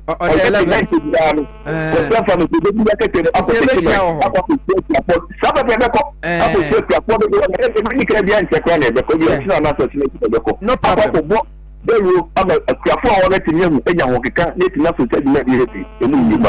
Mate na no body my fan twere ha wo ho nkobo no ewa pa ye bedine asoto nti o de mrepam ye besa akasa bi na no body opambo president of Concerned Farmers Association na out say no ebo nkobo live on Dwabo Ase Power 97.9 na fe TVXYZ ye ne affiliate anope wo no mo efa ye dwumadi no ewa ha say sabra hwe bre na no ngotwe abo apa ho sima miensa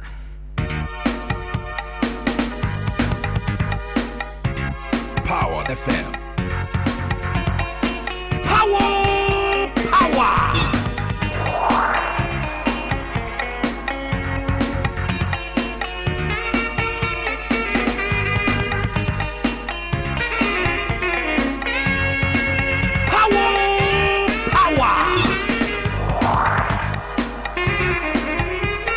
It's official.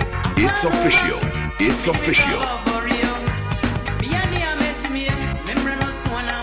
Power FM.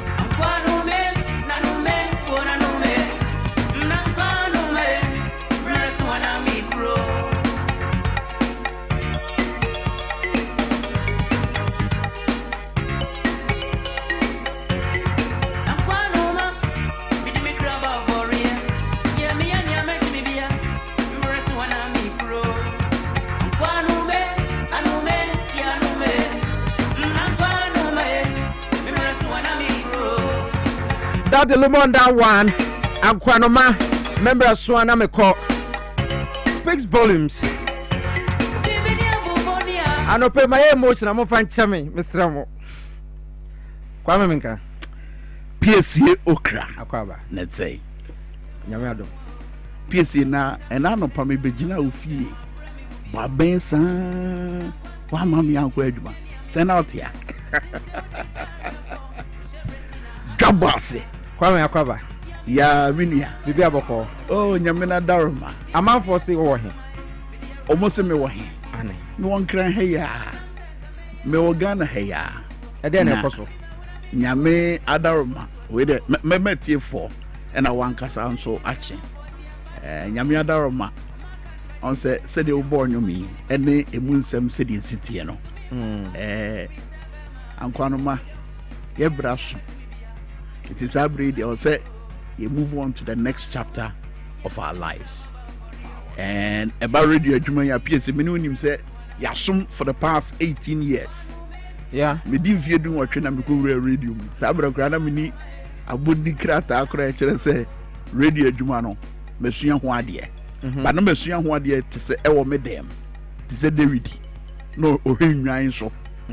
Now, a breath so say, Yembe Goliath no be adwane no ena David Kasa me metime kuno wo kasa asem na manfo njindi so sajigia na montuo no na metuye about 18 years ago wa Herbal radio amikoshia Opogojan Castro e ka chere say ni news no nyede na me metima ya ma news no ayede na e brofo kasa news ena o ma me sa akonya no e ma me kotena ho it is abre no some darkus monom ne Nanaya dodo na friend Rakia and heavy damo na so mimua no mo boy nature talent no ahinema day any. Oh, this was in 2006. Yes. Okay. Right after senior high school. Okay. A year after senior high school, and I decided to me raho. But Nansen Trejuma na when ni jehu se obeye from Colabema na secondary school and about Trimunte ma uwie ya udikura ho. And yes, secondary school in about team. In fact, a date as far back as a brand number class 5. Number Christian Preparatory School. Okay. Metikuobia your friend of Christian Writers Association. It's na your church and call for one sem. It was school. Okay. Na my teacher be your friend Mr. George. Sabre no NDC pa. Okay. Mr. George. Or no ya no afakra ta na ya train. Na what yakobo notice board no so be making kind. Okay. It's baby na market ya say someone for king kind. Now I'm more reacted to the write up now. I felt so accomplished. So it was within that period that I felt say, look, this is my calling. And so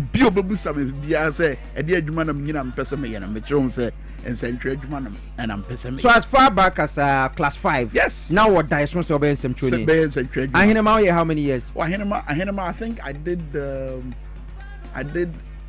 a year and a half. A year and a half. Until I 2008 and I'm free.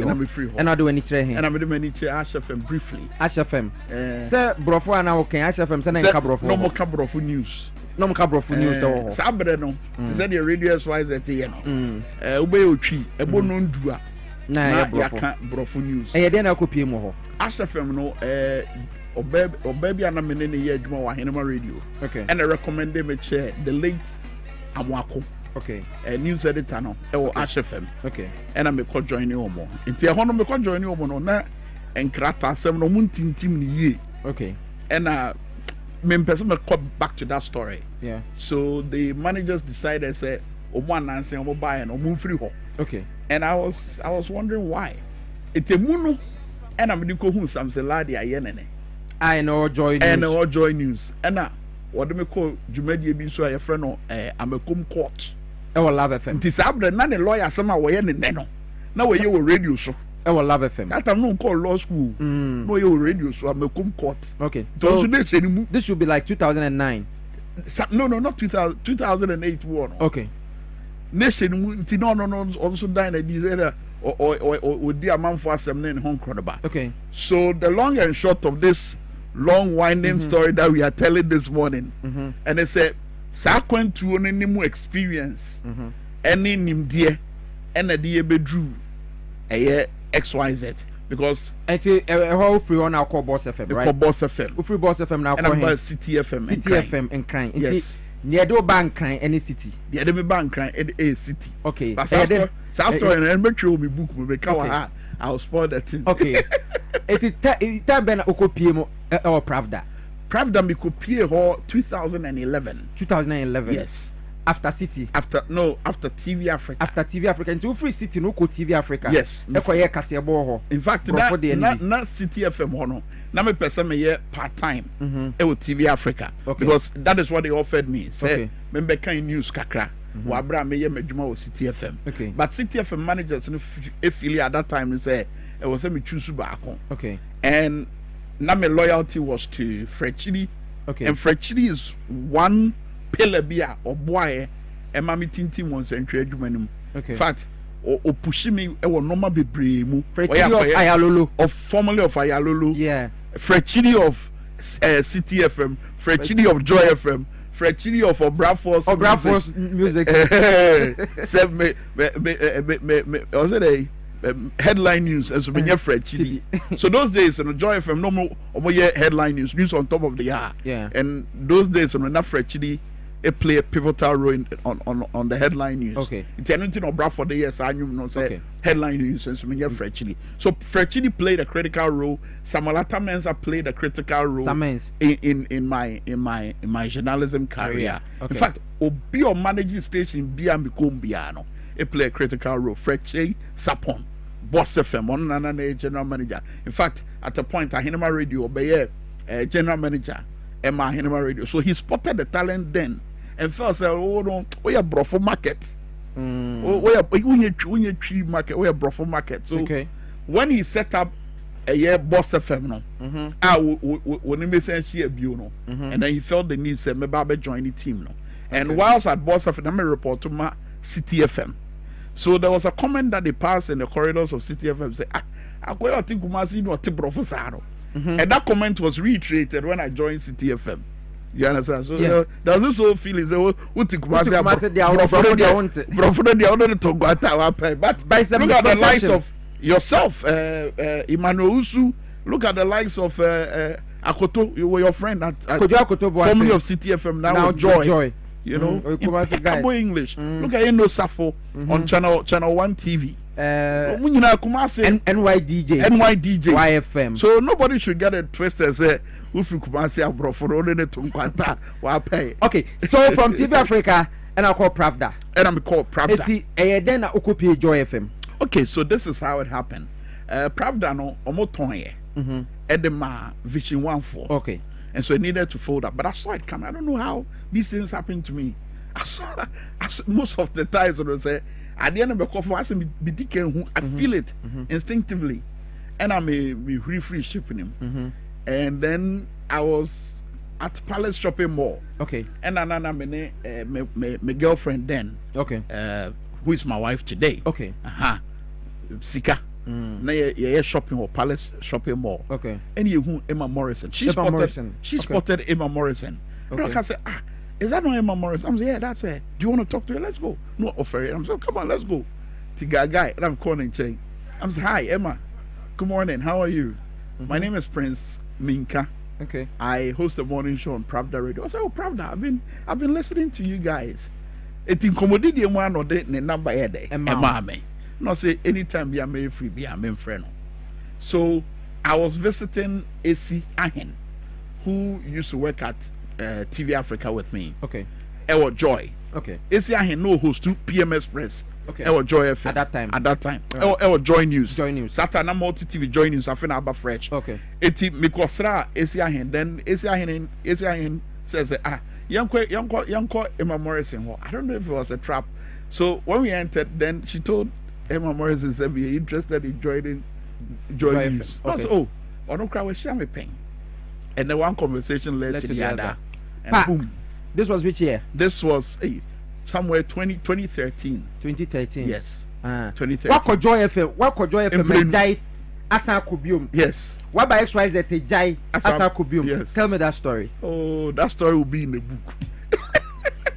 I don't need to release it now. Kwame, you know, I'm ready to say. I'm ready to say. Udi kaba XYZ. Era ujai. Me babeto ha in 2017. Yeah. And ujai now call and I was abeto me. In fact, the assigned me by chief of staff.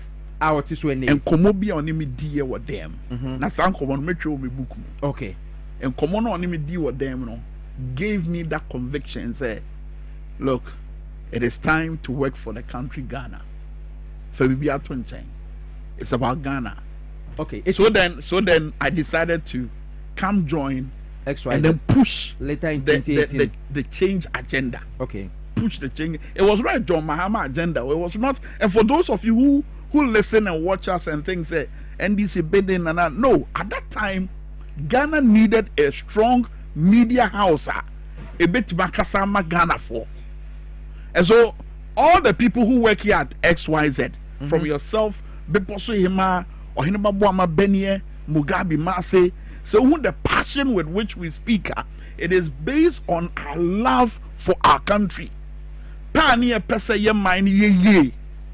Pania pese a ye nana kufuado ne nebusuafo no betena ye konso ebubu ye kom te said obububu no. That was the conviction. Say at the end of the day, no, and then from my papa Ghana for homeno will come back. We needed our country back. Our country was sinking, and it sank to a point say we didn't have a country any longer. It for no musuna any achimena and I ye me na sam me way I walk or more can once. What the to dear is see and na danko akufuado apenswa. And look at how they took Ohinibabuama's freedom away from him. Yeah. Look how they took it away from him. Within the twinkle of an eye. Pam. Credomedy a modern Ghana for no. Credomedy a David Sichope. Sichope here. Credomedy no. Caleb Kuda. And a barrier or channel 1 TV. Sabra no more City TV. Look at what they did to them. It is nowhere. You cannot compare that to what is happening now. What is happening to this gentleman? I mean, what is happening to him is security agencies. What can say more radio so? That is the difference. But in this case, they don't even give you the courtesy of even hearing you. They don't give you the courtesy of hearing your side of the story. They just pick you up. Then throw you into cells. It's anybody can also be ex-convict. Ebefa. I say anope. I say what hiti. But Kwame, eti XYZ. Obakoya was na buy biom. Okaboma infusing. Main person make confuse. But about 8 years. Yeah, I'm sure. So you've been with XYZ for almost 9 years. For almost 9 years. So say we say new challenge aba. New phase aba. So the new phase is to help in the resetting agenda. Okay. And thank God when the phone call came, I answered. So it's a national call. I don't mean a phone call in. Yeah. So we're metaphorical speech. Okay. A friend buy, and I say my far. Maybe actually. Into one movie on. Into my move on. I will pass a okoye bibi for. Yes. I ain't radio and without, I mean, just letting the cat out of the bag. They say my can gold board. Okay. I'll be operating as communications. I mean, corporate communications manager, and as a corporate communications head at the that Gold board. When eventually things fall in place. Okay. It is Sabre as say bill on your pass Amanabe Brano, APMMC, Abedane gold board no. Things will start falling in place and then we'll see how it goes. But it means I'm still within the resetting agenda. Congratulations, my brother. Thank you. Thank you. Your bumpire tawichi. Thank you. Say Wako gold body. Nyansani nimdia nyankopon de ma wo no. Say faboa. Wo wadwuma ne communication kasa atro. Yeah. Na yenda ne dane yem brande ade. Yeah. Ye bompa say no so ebeyi no ho adi. Amen. Na se ne oba XYZ ta obo adwuma obia hu an na ne age se kwame menka adwuma oboma ne yefe no. Ehon so yinim se obetuma ye adwuma ama na yefe. Nemo ma ya ta besra yen. Yeah, betaba. Because gold board on common was see deeper. Yeah. Say Ghana Caneno na sikapudu ahodwa na waye memo na edwane free memo to say 11.55 billion US dollars. A man for ton gold. Sa gold no. Neno nana ne free memo ko. To the sense that sa gold na ekono. I mean anase emfasudie na eba no. Small scale miners en kwa ebwama yetiminya 4.5 billion US dollars. So if small scale and this is to Obi our dream say small scale mining here Galamsey, there's a difference between Obia Okrah to me krata wo to from a good year and Obia won't need to me krata wo to from a good year. That difference is too clear. As a black and white, as a lewa any PK difference here wide. You understand? So if anybody thinks small scale miner, the fact that small scale miner means galamsey only I can also school. Also only I can school because in Chasene is simple. Small scale miner, it will to me krata. I buy it to me tiny because a quan of fast two from a good year no, a quan passo. And a omo fa quan passo a two from a good year no. Woman a galams, woman say yes you, woman say and sassano. It about realizes say and fasudie kase bit me free a ye gold one benity. O say nye me any small scale miners in 90 mum na omo sika kokko na omo betu no yen jemu emma manfo wi omo ho emfa nkwa manfo man so but be ka mamu ha entity na ya create a friend gold board no ono na be ba beto na what is our gold no akọ amama hodo so na sika ebefuru abam na ye dollars bebrebe no yetimi di ababoa na be ye mogadura ebe ma ye sidi no nya hoden na gina brane. This is it. The head of corporate communications for Gold Board Akasa Edrobi Academy Kwame oko etie for befel pa ba wo ha ya eden ya Gold Board Assembly betwa betena ha e ba be bon komo etie ende sheda anye problem but awreho kakra na aba but nipa de sanete yesi nipa eyede but yenwene nam wo ba ha me say bo ankwa no ma I drop it here me who say na but be my embre but makentro na ye adwuma but at a point man must move on more fire it's no yamotirinkwa etiefo a onu o ma ye adwuma from agirenga no till you started at the same adwuma di me no na started at the same we radio XYZ na na kufo do betumu and a movie called Power. Said you TV so said you TV so no PMMC say Adane Gold Board. Okay. It's a transition in where bra Samajan Fie body in say Omra na Omese was managing director. Okay. Emma PMMC. Okay. Omo staff there ba ne adwuma furniture din komo kama. Okay. And Osha Samajan Fie the Juma ewo PMMC Sabria. Oh, he has such a cordial relationship with the workers. Okay. Same is a gem. He's a genius. Okay. So such a cordial relationship and all with the workers, and he involves himself in almost every aspect of the daily activities. A course war, a juma na so no sa no so yeah ono adwuma no oya odine hu hyem na waye campaign ahodro ne ne communications and no ya man this nyina ma hu all the time no grounds are one amanfo e bonko. So I think say we know Sammy will be able to do it because he's a young man with a lot of potentials. He cannot fail. He has no choice. Eti ye bompa tamu nyina mo ti two young people mokwakoti enim monyere mo ho na montie enim Kwame your last words to the people who have been with you wake up at dawn come to listen to Kwame Menka on Power FM and at TVXYZ then I would my last words keep listening to Power FM TVXYZ odokro na mo kire ye bra na me wa ha na me di dwumadi no kire me no continue to showcase that love continue to monitor this brand continue to showcase that love for this brand DHE wonoma bia ye be wa say and Dwabo Ase no etise yabodwa okay dan nyina ye bie nkomonim se munyimu a enkomoni ho etimu beka ho an enkomo no ye dey esoja etimu a mo hwe wo Facebook any YouTube no mon share mon channel dwumadi no so obi aso na enkoya enkofo bi nkomo bi a eya na etai de oseye ba man mu we ye nkomo a eboa ma o man ni tumpo hwe nkomo awodo a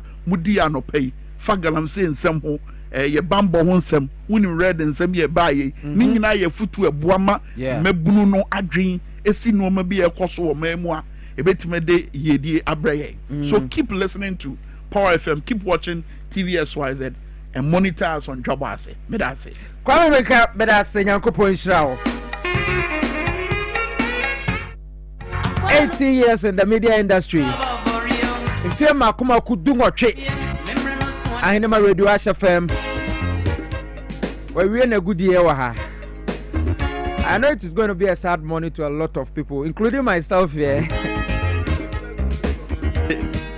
His Excellency Victor Smith say, "Hey, it's a down frame, no." Radio XYZ for say Brabe Kraumo. What say? Radio XYZ say Brabe Kraumo. Eho, and now they buy and a Power FM 4G. So we first love in this brand. And on produce any generator. About no trap house made you. I miss him time crown so. Come with us say. Yakubo Kao. You wish you wait to come and cannot say the cano. But we're in a good day. Yeah. Nepa de oboy juma na odu baby I say moving on. Change is that one constant thing I will we are here want to me and sesane da.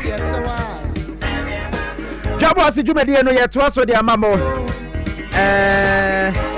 So like natural clinics even control fertility issues bomodiana febra na yemboa want to me wa won hwan sema ye den. Liver problems, kidney issues, no mess. Remember, man, could do dialysis as some so. Want to mean that Tembia, Wunda Nema, Amount to be out here, or your brother will do it the Bemau. Johnson Moyare and a fay and Nemoyare, lab and Nema were to my boy prostate scan, the fibroid scan. Nina, so share walk comlemle. You been Harvard Senior High School no 0553932631. Dr. Solomon Apia Kubike University trained doctor. I was Sayare. Edia Bibidro Sayare ma man for any aje. 0553932631. Bomadi animal feeding in case. Yaden komobo kesiane bro. Feed Ghana Jumedie no eye dien. Say na ban ebe fast one na waboa na wonso di ho akwa shembi. Ube den na odo ho ahyem. Ene yesi Greek ministry. Kasama for the Greek ministry wababidru. Yane ne be bon komo. Eti ye twa ye ho aba na ye ba na ye bie nkomonum enko bebia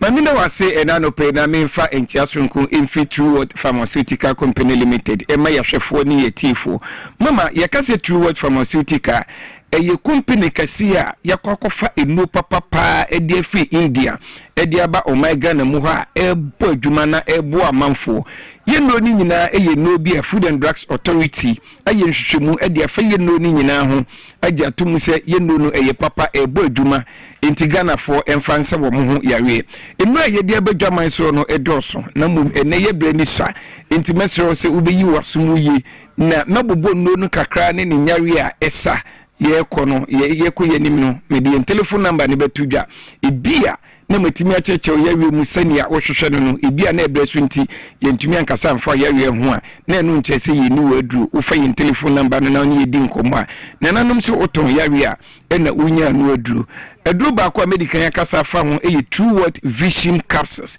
True World Vision Capsules sadu we minim se mama ebia na wate ho asem enani da edikan ya wote ho asem a nyama abibia ya na yakasa fa True World Vision Capsules ho nipadua na kwa ye nkane nyankopɔ de abaye ye ni enti se wani no ehu to chimape na che se wiase kra no nya de a ebe ye odi bim entwen emma wani no emfra wako hospital na doctor ka cho se wanya glaucoma ana pressure bo wani no so a aduro ba ko a ebe boa wo eye true world vision capsules me pa cho wo yo bi a ade benwo a unhunu ewo akiri so a unhunu ewo ho an wani no eso ye ohene na wo pesa wanu munura nanso enko obi a ewo ho no ma ne wani epru so me pa cho ye wo bi wo ho a ade san wo hunu ade kra wo sa ensunsanso we ana hunu sensunsanso we nyina adura ebeboa wo eye Indian food papa true world vision capsules na me pa cho wa ete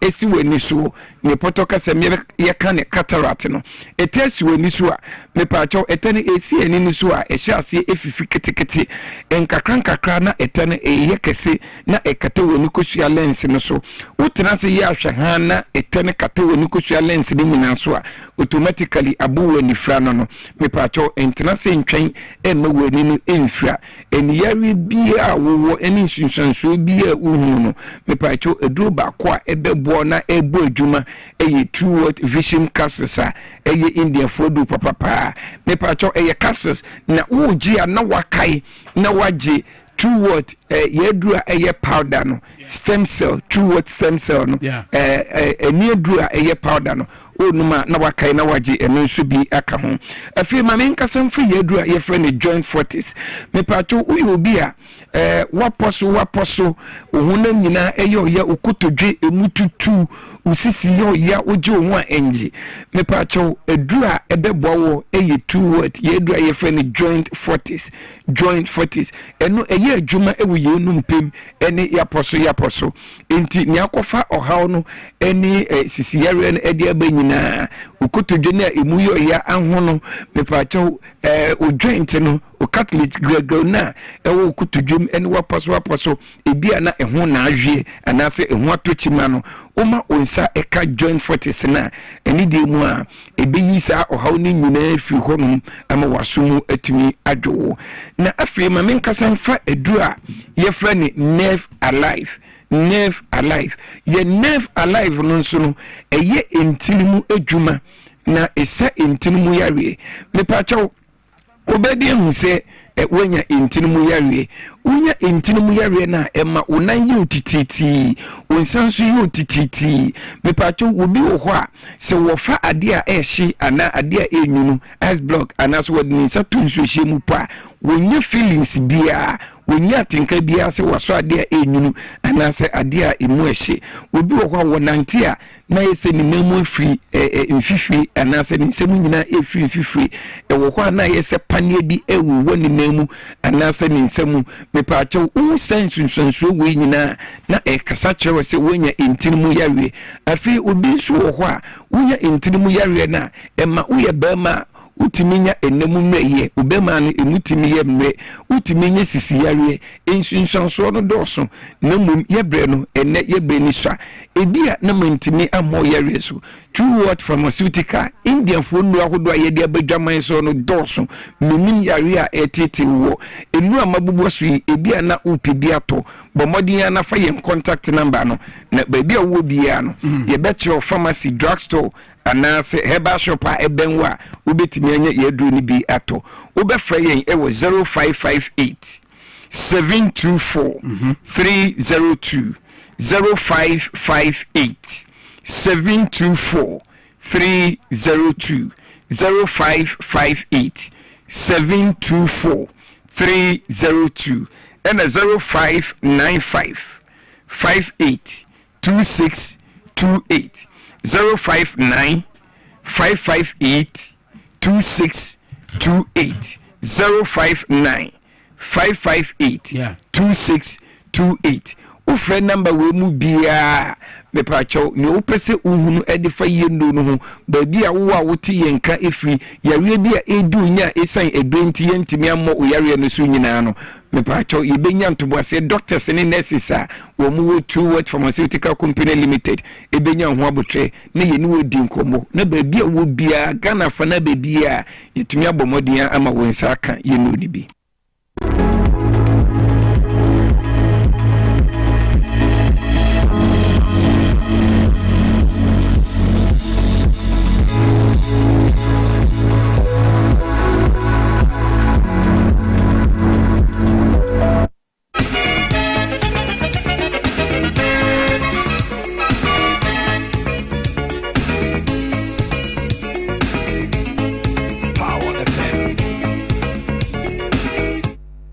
na say nay say ododa baby hey ebusha for one for bi anya say enye ba yesa mama kwa ba bi the Dwabo Ase dwumadi ne so TV XYZ fe na o join ya ma kwa ba ene baba bon komodi afa ekua ye ho nsem ho na afa yakwa akwhwe ekua ye na opportunities no so ko Europe a esika form wo ho bebre na ye kuafo Ghana ye betuma ye bi wa ha ba won so no betumi anya sika enso anopai so de ene won no Easter na eba no yenso eja 100,000 cash prices bia yenso ye de che ye tiefo ene ya hwefo tie na anopai wo chance abetumi de wini bi eni enti simply dial *426 star 5 hash star 426 star now about 5 hash so and send out the hash na pay so network bia you should be Airtel and I'm kind of saying Airtel to go Telecel me you should be me buy has MTN MTN Vodafone Telecel and Airtel Tigo 80 star 426 star 5 hash now pay so bet to me a while down so to me take it no boy nya den na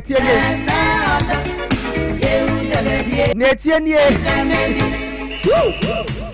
ucha ba ko be 10 cities nya sa ko ta ko memory eti ko now so ko twa bi Easter ye be grand draw na ya ne de nya sam katwa eti Easter sikachede promo no ya shase sabri ya join ye kan hu se NLA ka ho bie na de dwumade we eba hye kakra eba ta ho yenko health alert clinic na yenko je ayare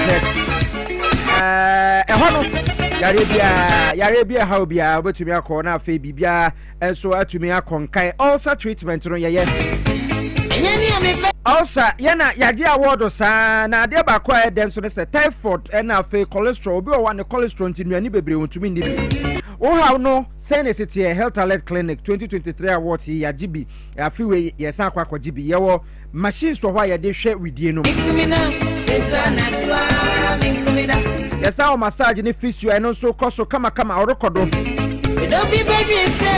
eti bra na fe bra ba ya rehwe ye wasoe no kese na wo Madina ye ne post office ne di hwe ne mo kasoafo ne pokuasefo yesa wo ho asama fo ne takrade fo 0242518893 0242518893 0242518865 for front page for bajo so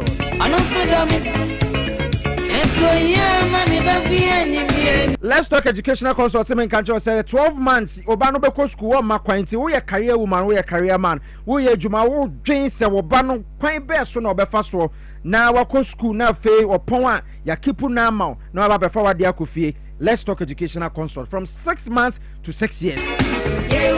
Ade den is a broche for curriculum na brofo manusua na no abi na yeso yusu ha say ya entrepreneurship na fe public speaking na technology na fe art te obako school ho a broni fra bibi think on your feet and thinking on your feet obani be thinking on his or her feet. Ya yusu INDEC curriculum eti for abane brain ne ya wo eye teshi nongwa sakomono tema laboni cantonment chado labadi. In fact, baby, I will be a for Bunny Bra. You bet you know enough, Bibia, and so to your conca. Bunny Buffy, our bells are Corano, not be more beer. You were touching on Gua Estate, you were Mango Street in a Sunti, Ufa, Ofona, Ubo, Mango Street, Teshi Estates, a womb, a Roboco. Now, Bibia conca. Your number is 024902 0249069821 0249069821. Let's talk educational consult. Yankona yankobon komo ewo Solak Natural Clinic. Dr. Solomon Apia Kubi.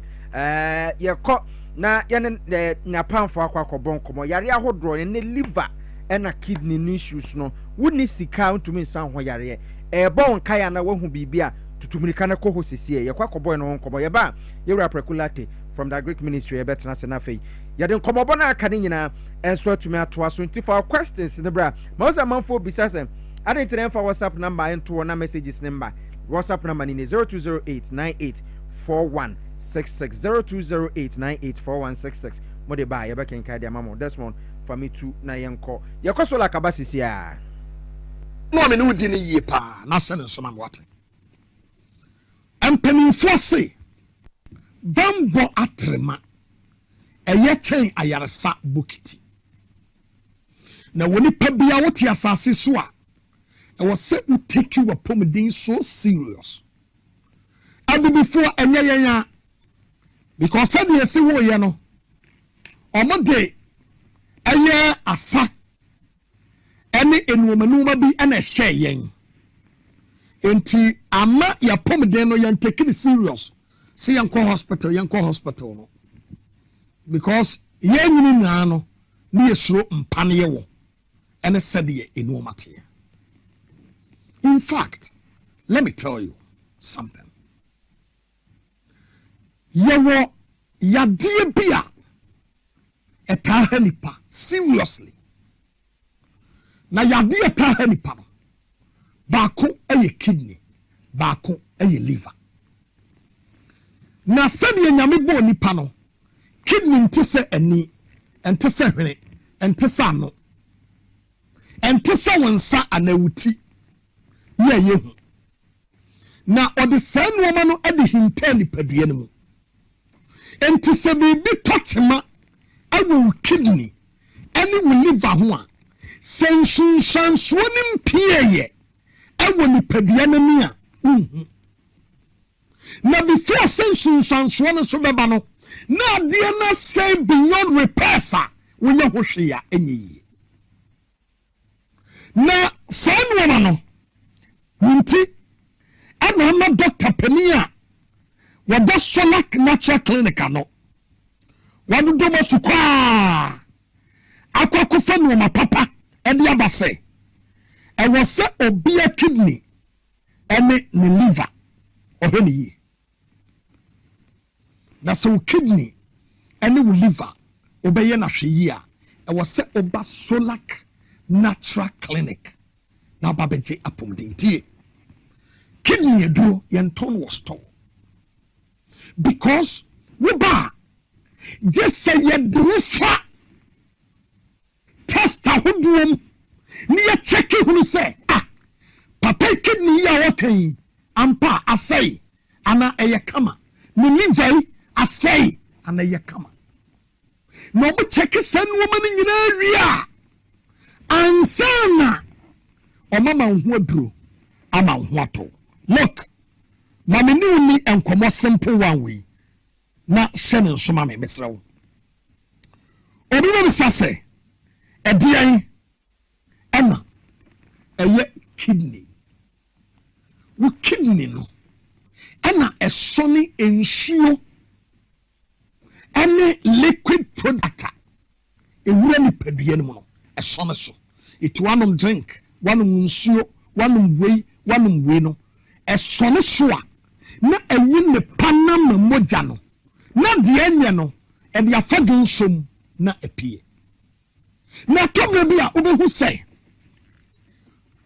woni pani bi ha ne kidney na damage to the stand say ade a wase eye ne jonso ma eba no enye obehu se etan ni padua no mu etu obehu se ne furadoa ontumi nyonso ontumi nyane ho hwe eti aba sana kokopie mu abi akolemu a yasedia de oto dialysis no adwuma eye ne se ya de okoto afidi a eno na eba betwe jonso no ensuo no a wonom ye tani padua no mu no eno na eba betwe sanu mafi no a ewo ni padua no mu na ni padua no ho ato minia sa wo sa tibia no mu a Solak Natural Clinic na be die pomden ebia wo de no adu critical point to say what the dialysis so and the dialysis wo da so a ba ko ye 499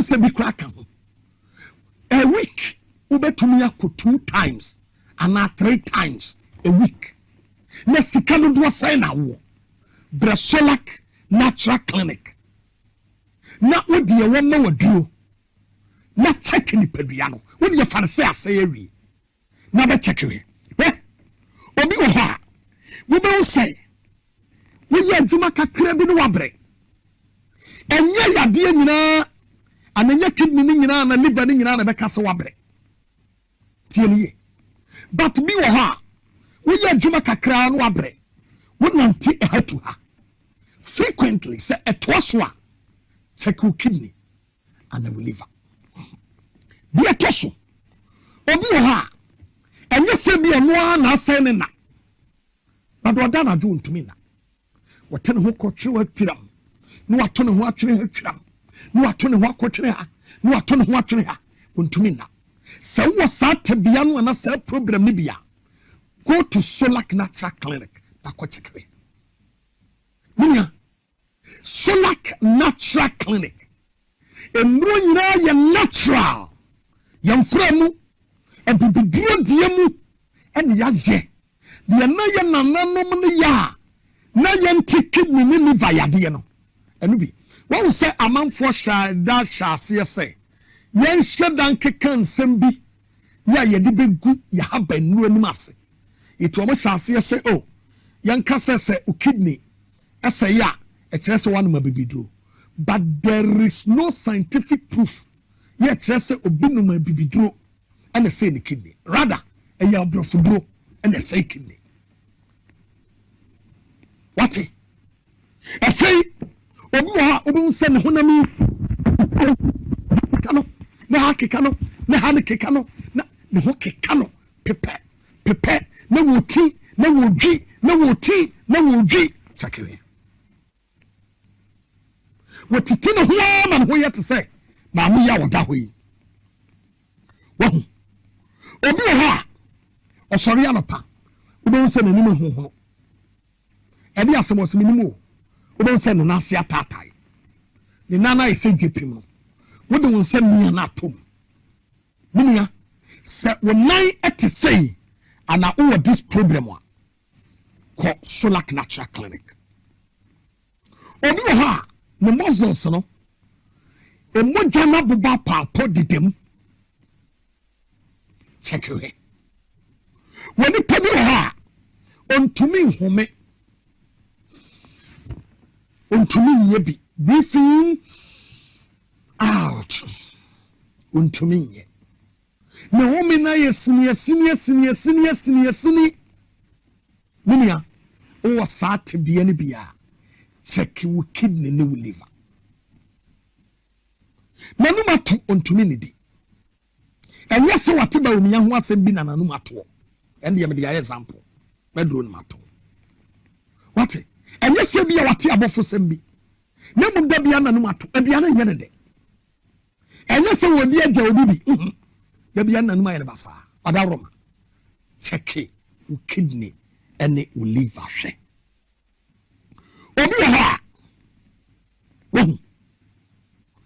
wɔ homi go so a sente be pie firi maba no wotumi bisa sɛ na we firi nipa dua mu na apie kan nkranfo sɛ kan mɔle wada roma chakwe obi wɔ ha wɔ Johnson wobi wo sɛ Johnson no asɛ huro bebre tani mu chaka so yɛsi nuoma wɔ ne yam ɛne wɔ Johnson asɛ jama yɛsi nuoma wɔ ne yam ahuro taa ne yam etani pop chakwe obi so ha wa Johnson wi no eni aye brown bi red bi kokko bi asɛ wɔ Johnson mogya bi nuoma bi basa bi nwura bi eni nuoma wada roma check eno so ɛna obi wɔ ha kakra no waye boho waye diso fili dis kakra no wabre mini ya sɛ wɔ saa tebea no bi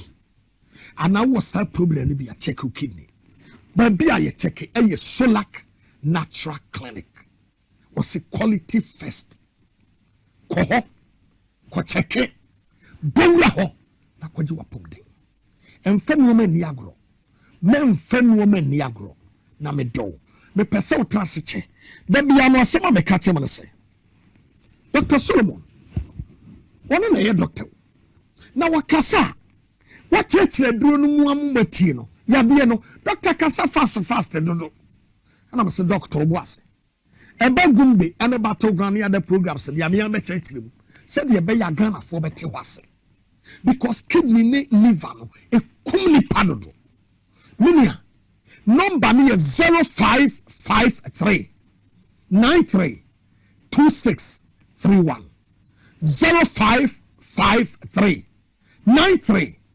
2631 Mama kidney ne liver nku number no and a good screen as a one. Free. Now only Dr. Penini Nkomo. Na kese ni ofili enye kidney ni liver nko an wasa dabi obi awo ehun aye ne den obi a white atena no so gono atena no so low sperm count atena no so obi a sciatica ni sisi na ponum na poso ni kotodwe na tibramo kase obi a ni BP ewo so opese bafom onro pa na emema no mu nyina so masa emema no a mu nyina so ono na duro na ne ye de 3 points na enya nkwale nduro ntina ehiafo no ya se atwe ho masa Dr. Solomon Dura ode mama ye mema no anopa wo tweti to me the pan of crabs. I am telling you. It's when you bema, now when you bema. Will be a woman showing to see diabetes, hepatitis, menstrual pains, menstrual disorders, or be a cholesterol dose when lipodium, or be a prostate cancer, or be a wood dear. You see why your boss in pain, into me. Meaning on a Fabra, Dr. Solomon. I was Solak Natural Clinic. Na wan sawi ade mani ti emra o kokomlemle obe Harvard Senior High School no number ni bim ma me monchew because enyo mo a omuhu ade enko a na ATM number ni is 0553 93 2631 0553 93 2631 Francesia na woni ni nkomo na doctor de o wadaje e be pick call ene wa bon komo Solak Natural Clinic was a quality abusha for Solak Natural Clinic de koye no yakwa kobo enkomo aba na komo na yakobo no menim say wate wa fa number no Dr. Solomon Apia Kubi enso eno no na ene Friday na messages bi amensa kan wa hasen kwame men kan say man enesu menhu emema ni message no Stelado was say good morning Power FM bro kwame men congratulations to you on your new appointment. We the listeners will miss you and your morning show. Comfort am was I'm crying no mensu obaba right over that cause say the baby kwame akodi dey say what politician I don't know it. Say you probably na kasa for the baby one. Edan obefa fi ha ama wo hu no. Martha Dugbenya say bra Kwame we will miss you pa anyway congratulations. Antoinette was say waiting for people's appointment. Okay, your mom pa obi ade ebeba. Obi aboga beba. Abusha for job was job dey no so dey. Ya ba na ba bedin commodity afa agrek hoenra yewura erikopoku ne nsem no ye ba be papa mu ama wate ase pa eyiye na yen comedy Moses for 31 years ne Medi Moses Herbal Center aya de a wono asan yare san ehom masem da menua princess ewa ha menua Piesie me hoye pa na menua kwa me na manu Boniface ado emani su be ma message bi ni ma de emementi na emementi no na madu mo nesu oh menua congrats on your appointment you say we are no obo adwuma pa nkrofo hu enti onyuma pa na ede wakwa kodru ho no nyame enkoso mouse na bibia intimi enkoye efa na Medi Moses aso yet say anyame adom bibia Medi mano na eba e kan say e kan wa obeba Cow, Bombay as a cow, but it was a home so to me check you Nipediano, Entina de Bia, if you had a Biano, your babetna, a fide so a 2 amount for say, Yapomodeno, Yamano, any priority. I thought that a dagina didn't yeni, but so when you're dagin, so I render when you're daging. So one part I so nisi etina honum emayare etina yeso eche sabreya yitimi ekobana e wosi yitimi ede ani kire Moses Clinic and Prostate Center na yitimi eye hwehwemu ede fa ye nipadua ne ho ehu sede enema esi eko na se how be eba na se bibi etichima ewe nipadua ne ho ayetimi ehu nentem na yesi ano kwan entem ama bibi akoye ede ama yare pi na eha eye amanfo no eya na eye bibi a yebetimi esi ano kwan si ehu nentem a ohwe yare bi se prostate yare na si ehu nentem a yetimi esi ano kwan entem a enkonko fa se ye de rubber ebeto bemem ohwe yare bi se hypertension na nam so yetimi nya stroke ene diabetes ni ade a uhu nentem a enkonko fa organ damage ana se enkonko say o liver na o kidneys enkonko fa o how bia emfa emro entina ya na de bia no ye hye unkran se wo ho no mo a na why check up e dia fa oni pedua ne ho na se bibi tichima yetime ho na se obeye hwehwemu nso a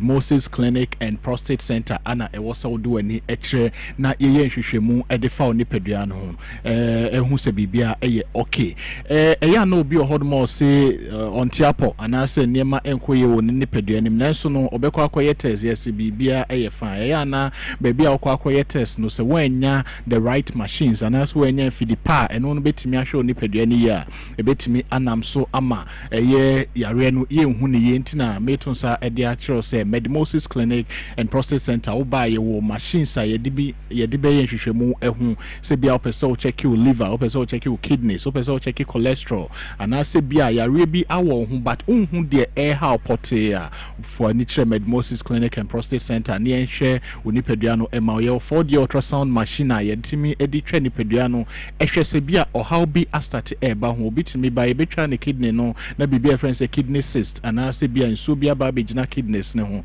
ni na no yehu ne ntem a ebetimi aboa esiano kwan ntem a enkonkofa ohaw bia emfa emro ebi so a liver no hepatitis bi na eba ho ana se bia infections bi eba ho obi ho so ane de no liver cells na ana se tissues no esesa to scar tissues ne ade a lead to cirrhosis ne ade ni na no oba medimosis aso ya ebetimi ehu ne ntem na yetimi abo ho ban ede ama afenso no se uyo obi a eye mojabroso ewo so wanum nroa ase entimi en control ni yi obi oho no ma wafa enro abrofudro no fa ahodo pi na so da bi obe check ni BP no na ewo soro ewo se utimi nya edro betimi abo wakoma na kasa ho ban a enkonkofa how bia emfa emro ana fe o blood vessels no enye se wonum nro no nko afọ BP no but also utimi nya nra eno betimi aboa o blood vessels no ebi blood vessels nim ama moja etimi edi efrusani ye ama bibia akoya akoma na yet se pump ana se ayet se bibia e pompi emoja ewo nipedua anim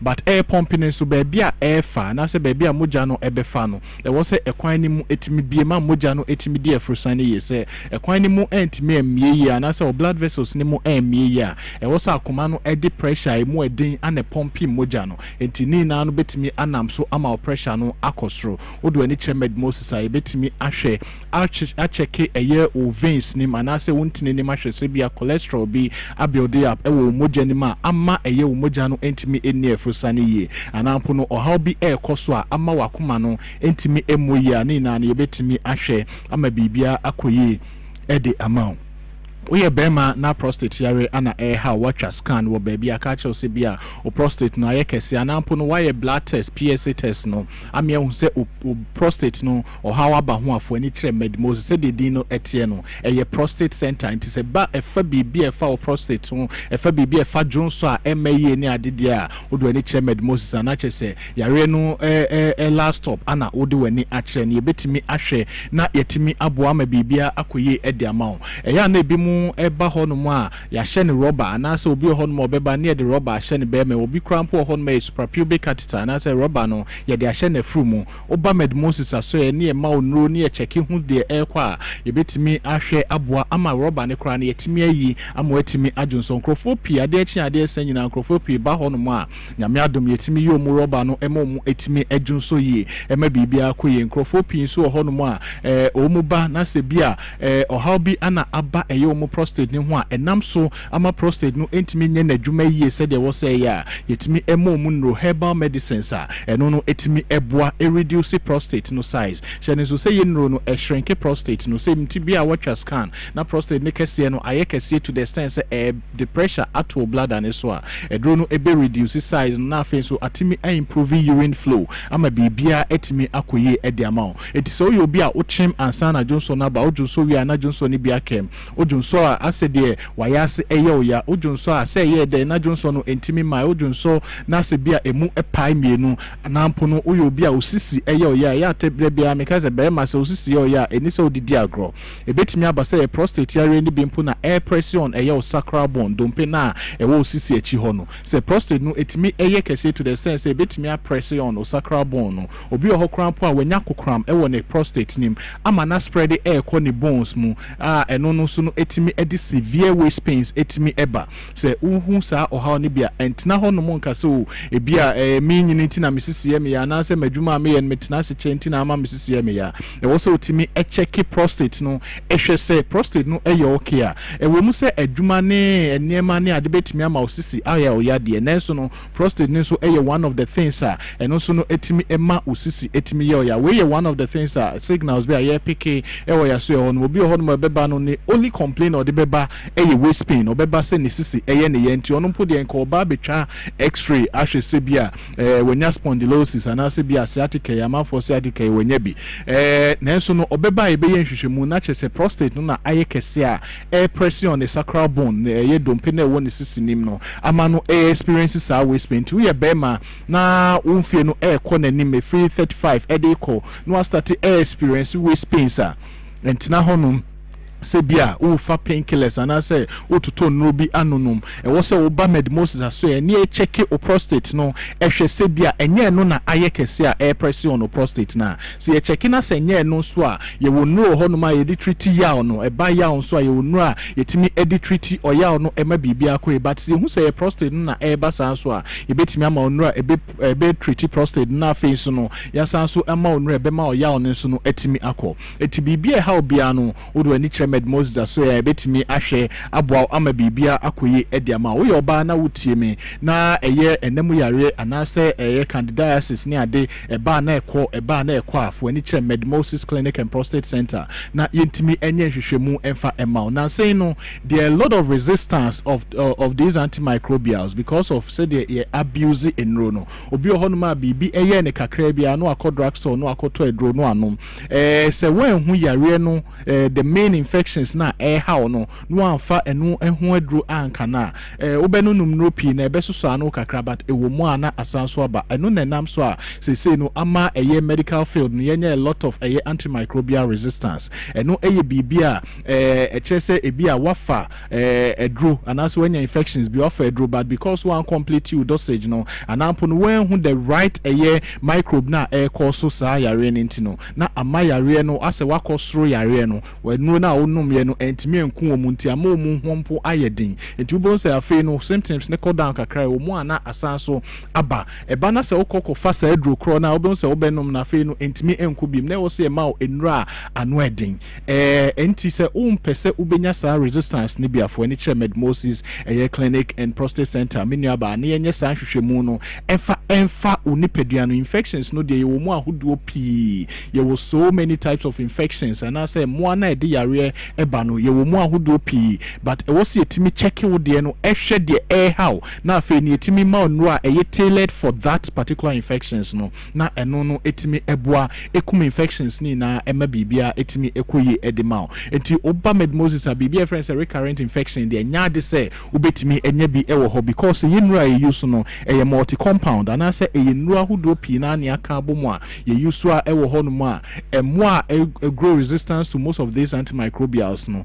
nyame adom ye wonra etimi etu ase kra typhoid ene eye ulcer so no the same thing obi ohon ma tem bi obe check ni moja na say H pylori and say emo e cause ulcer no ebi ewo ni moja ma na say typhoid no tem bi obe check no ye say ebi ewo ni moja sa antigen antibody test no say wo check na say ebi wo moja mu a it means say bi amoa no o ma ho den no ko form na say o body no aya accustomed to emo no but wo say emo no nye organisms we also mutina oni pedua ni also timi nye nra ebetimi aclani na edi afri moja ni oba medmosis clinic and prostate center ebetimi ahwe ama bibia akoyi edi ama wo hwe ye kira kwan a yewo a dental barrier hono ye head office no ewo hono eye prostate center esanso clinica se oba na wo se eje to honom na ye ma onro ema bibia koyi a ebetimi aye run 24-hour service ewo a dental branch honom yesanso ewo maternity services enti se bia waba medmosis ni atimi aboa amanyin se na ba no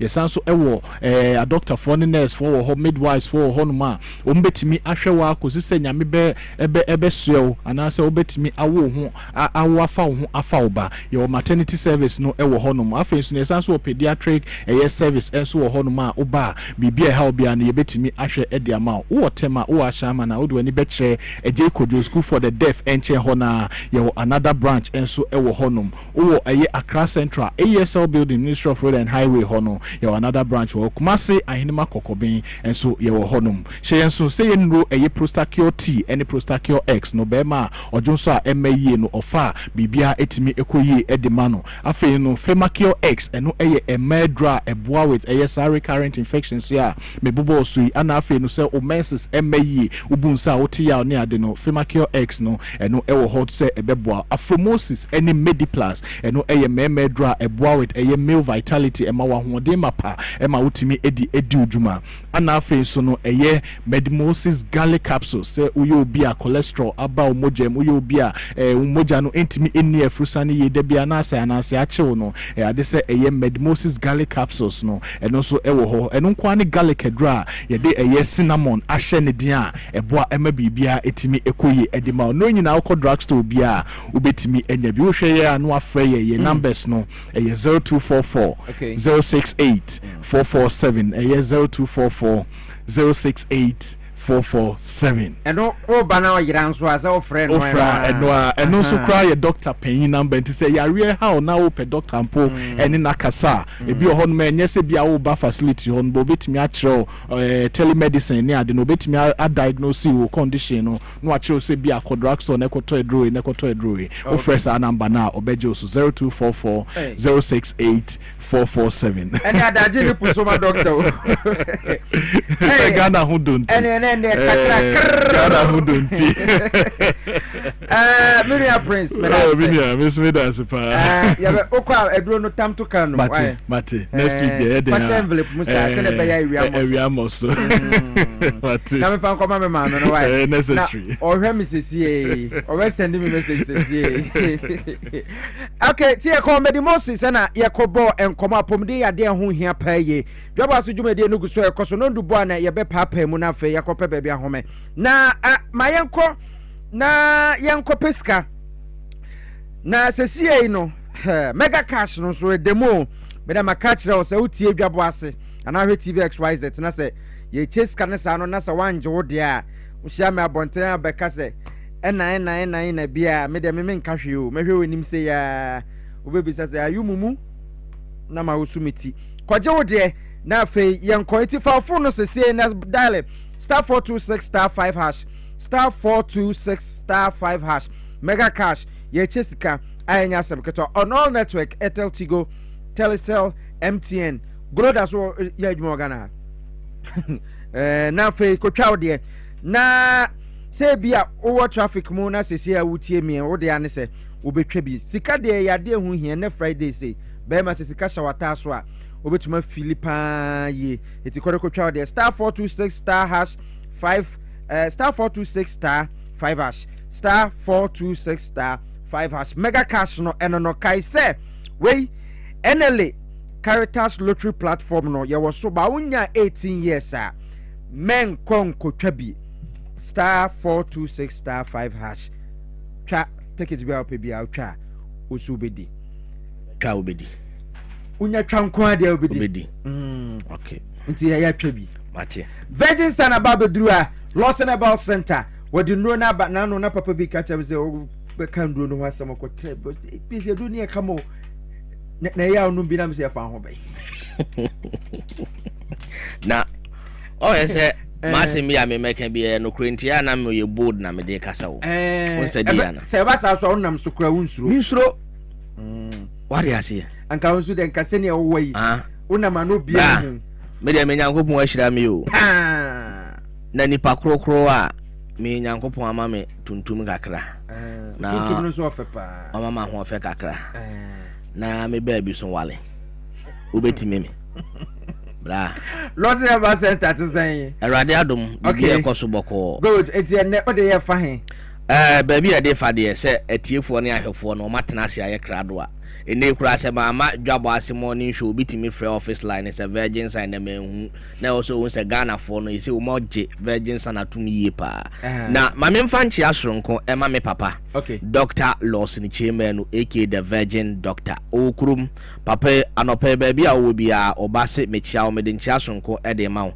se wa ma Ghana for nya ahoden no mu nipadua no aye fe na obi ate apo mesre metiefo ne ahwefo so obi bia wo te menka no pay e Lawson Herbal time and do so abi no bedi nkomo e de afa enupa maako miensa enei Dr. Lawson Chairman no dia badwaman so a ye de som Ghana man hye no so say Lawson Herbal Center opi akira kwan a ye wokumase ebuakwa Kena yesi wokumase ebuakwa Kena sanso na wona e won kran no isan se adwuma no yenye ne fa kunti na ye pese ani mudi nsawoso ma mo pharmacy ne herbal shop ye pese munsake nu ni binadodo na atimi ba mo nchen ebe fa bi free ho no ye telephone numbers no ana opi akira kwan wa akra ha na mesel ye wo abeka total yesi ye wo abeka total Tesano Commercial Plaza building na Asia Ope ena on sabeka Lawson Herbal Center nemum mema review say Lawson Herbal Center your telephone number say di dwuma wona sabi ya riado kro ni paduanim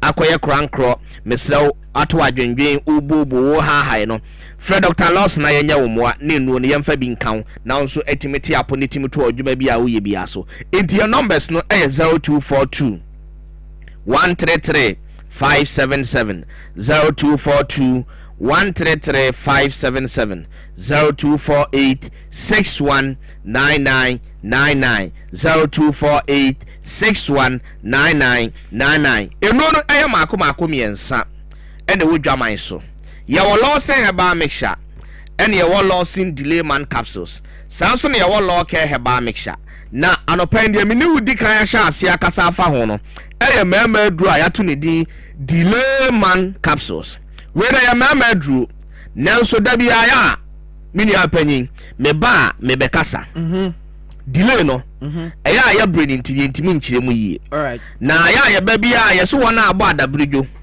wona ya mre wo mpem ene ya peso amunum bi nanso ya ka sexual weakness a enye no ma baako ana enye yare baako ene de ye de ede baaye hwe obi dia kura e waist pains sisi yare enam so timi ma wonya sexual weakness obi dia e malaria enam so ma timi ya sexual weakness eisa obi dia ye koko ewie ne mema asem obi dia ye infection ewie ne mema asem bra wati ase pa enti obi a le dia akoye sexual weakness a saa yare a mebubo so yi ohun se wonni padie mo no so koto saa mema drowe no ma obenya ahoden but onya ahoden te se obi a oni yare fufuro bi ayeden ewo ho entini sa delay we ye ma mema o ma yemre wo mpem wona sabi eduaro pa omoma masem entini nyina obi wonu ma yare bi aha no na mom ebrenti wontimi nkosi na nimu nche omo ena ya peso omunum sa delay man capsules ni bi enti bama bi a wosusu wutie mi a wo hwe me wonfie ko animu na sabi entiri no eyamre won pese epo ebeba ni paduanim na wo pese wugina wo na so kyere abra wo hia oba na oba ne betimi age watum wo betimi age 3 points e wo oba ne ho no oba ne etimi afra wo miwura abra watimi awura kones apie no edura mekamfo amawa enei enkokorafo to emrantia eto enei emaya na tokwacha omukru no no eya mama duro Lawson delay man capsules Lawson delay man capsules shano so say yanom to wo enya adwuma instant enti yanom ni mienu anapa mienu anwumre na me pa acho ade ebechi ahomache no ubonsa wo brema no me pa acho kofi babone no no obani tirinko ede kirewo elutra me de me say wo ya brema ma masam ehia mam nya bi sto tua emu obi mefa nko ebasa da bia no ubonsa na dwudura na wusu mesraw wumbeso obesu anajo no oba no su bubofu a mesraw opeso oba no jutum dia emama duro no eye Lawson delay man capsules your numbers no eye 0242 133 577 0242 133 577 and now says 0248 619999 the atosu mienu eye Lawson Herbal mixture when I penny the penny a draw Dr. Lawson chairman no angasa de ni to so a enei yatu ni di Lawson Herbal mixture na dwuma ya ne se we bi asabi mprediasa we de akwaya sasabro we de akwaya honam yawo we de akwaya general bodily pains enei wuni pedua ne ekuro wom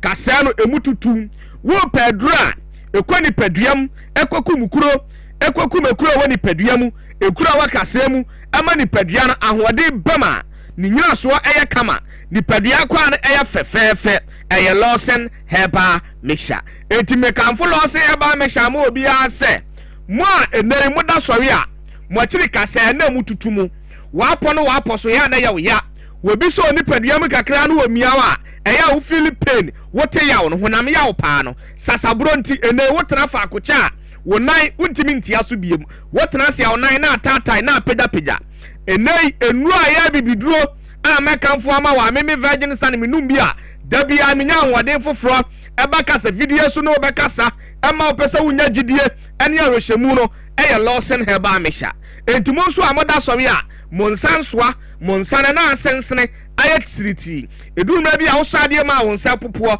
eduro bai na abenom ama sabi unipadua no emboja na ntimi ni afusane betimi ade afusane srade na ados woni padua no betimi afiri mo mesraw eye Lawson Herbal mixture na Lawson Herbal mixture no ena dodo na sane mnane di ho adanse ese de oyada stroke eteso a wantimi nsori nante no suanum Lawson Herbal mixture 10 bottles a no asori enante de okuta poma wa sugar wodene fa nante sabi mpraduasa sisie no achia no wonum Lawson Herbal mixture 5 bottles a no atopoma to atwene ma muntimi ntran monaso muntimi nyina monaso nche wuntimi ntrase enche wuntimi entra otoso nche ebefa no pa besi anwumra eya na wosisie mu hyehyew eyekuro Lawson Herbal mixture no wadru Mr. Okofoma Sene Herbal shop makania ya kyerɛw aduro papa no eya bibiduro eya Lawson Herbal mixture for Dr. Lawson number 10 peso now so kopa Lawson Herbal mixture na ekyira kwan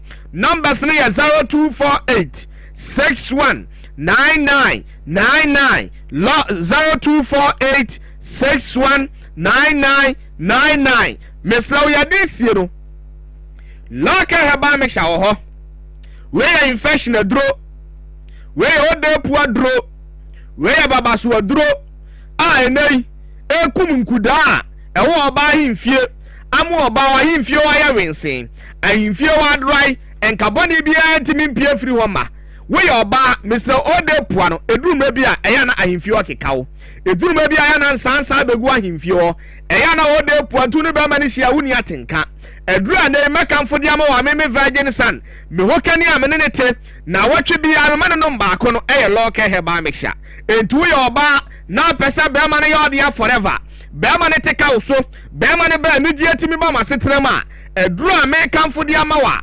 ebesiesie ahimfie ho eyi enkabone emansuo fita bi ma ahimfie ho a ene ebemu ahimfie ho dry oho be ya wensen no atimi ya virgin girl no eya duro Lawson Herbal mixture hye no nso se wa ode po na tra wo nipadua num busumi nsia afi baako no just one 5 bottles ansana ode puano akla nipadua ni nyina ma wo body no aye kama na mom hya no nso se bema wo de akoye baba so kraman wonsu betimi anum bi emema na mojo nso amo bema na muje mo pe eduru ma bia na nsu afita tentan bi epie fra himfioro mesra kwa pelo ke heba me hyana kira kwan awalefo anu mumom we na ka oba ne bema bom we na de ne gire eba oba ne bema asetram entu mesra se emane mema ne oba no a wutie manopeya sabi ode puwa teteo woni da so asa osotia na etie no faloke heba me hyana ye wodru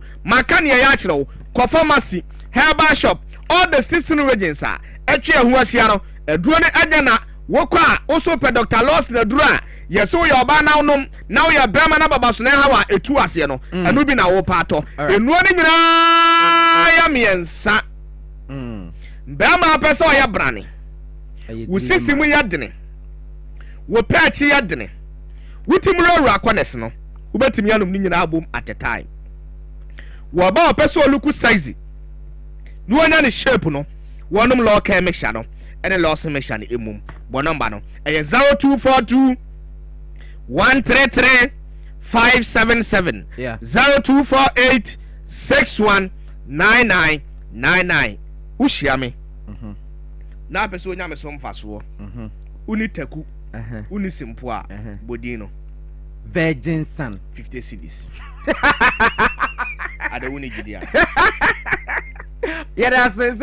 I don't pay what to be so bana or they about virgin sun I think come from Lawson Herbal Center and I would say the Carotino Yabako Honorable Preculate Director Corporate Affairs at the Ministry of Food and Agriculture Baba Drew Fidema say Yababa Bon Koba my young quick commercial break one Yaba feed Ghana Jumedino den pote Ghana ni be na betumi ayebie ehu hia sika sen na obetumi nyande ayebie ana wo yebie sika sen na obenya free mum ene nipa okasa ede ma Greek ministry no otia ene emunga mu Ghana fo mo fama ko samra ye ne mo ebe kasa ye ba sisi a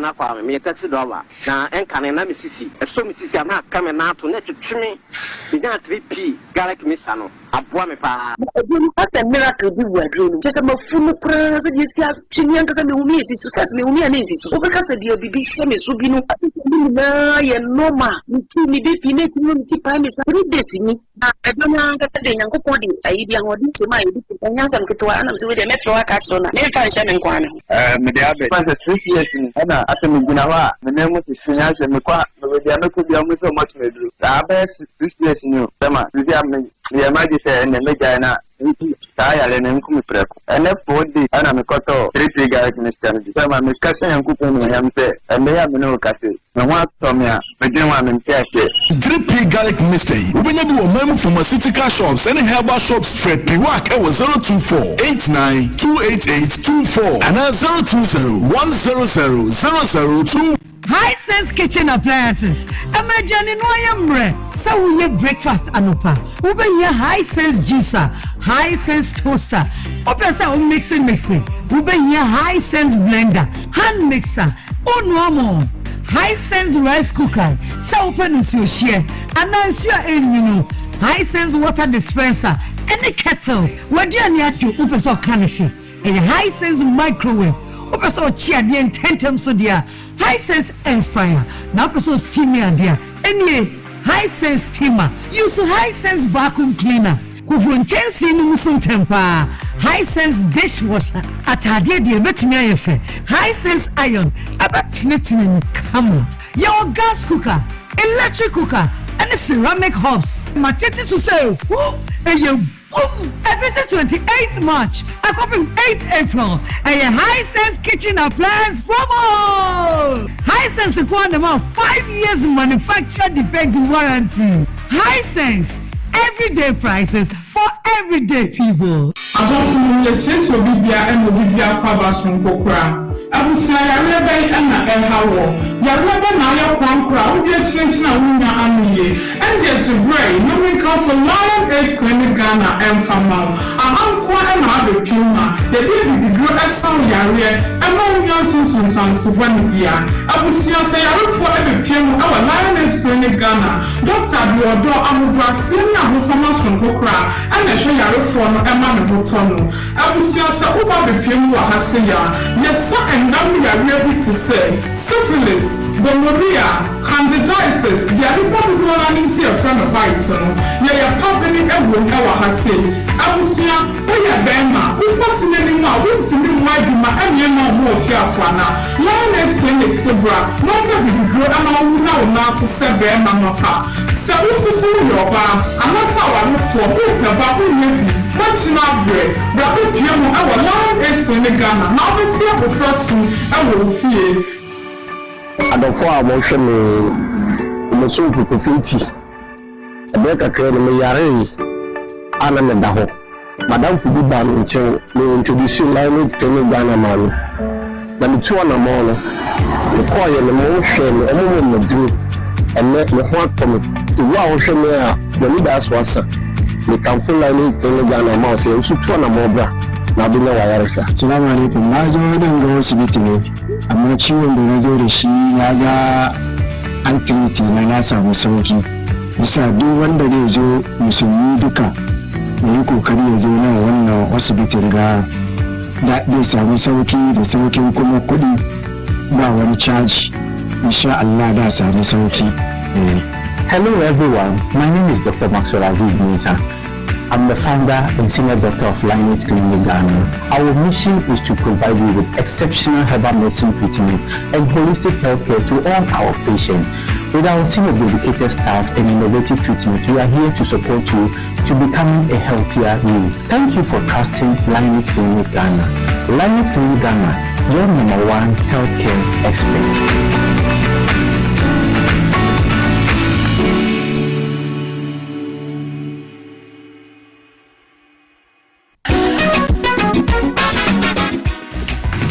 If I show Brad, I'm sure you'll value. Brad, and not so good. What tell me about Michelle and City about Queen Wayne and say? Brad, said your time about Misha, as your chimney fearful, and not the about ever so. Really, I don't disagree now. Brad, and because I made the time about Misha one dancia, we are singing now about Timinka. It is some malaria, where do I time about Misha? I never go, dear, and what I want to meet any deal. What do I time about Misha? A drink and your map or bar waffle through. The woman for down for any aquada when you fear to me, and some of the time about Mr. Draybino. She said, walk to hospital and answer loud. I'm what we said. Oh, a 3D malaria be answer. I also time me TIME. Time about Misha. I feel malaria fever be than is Ziva, a woman. Never slap. Ubenya be at all, over the counter medicine sellers. Any herbal shop to do a name. FDA Aji a judging crotway at all.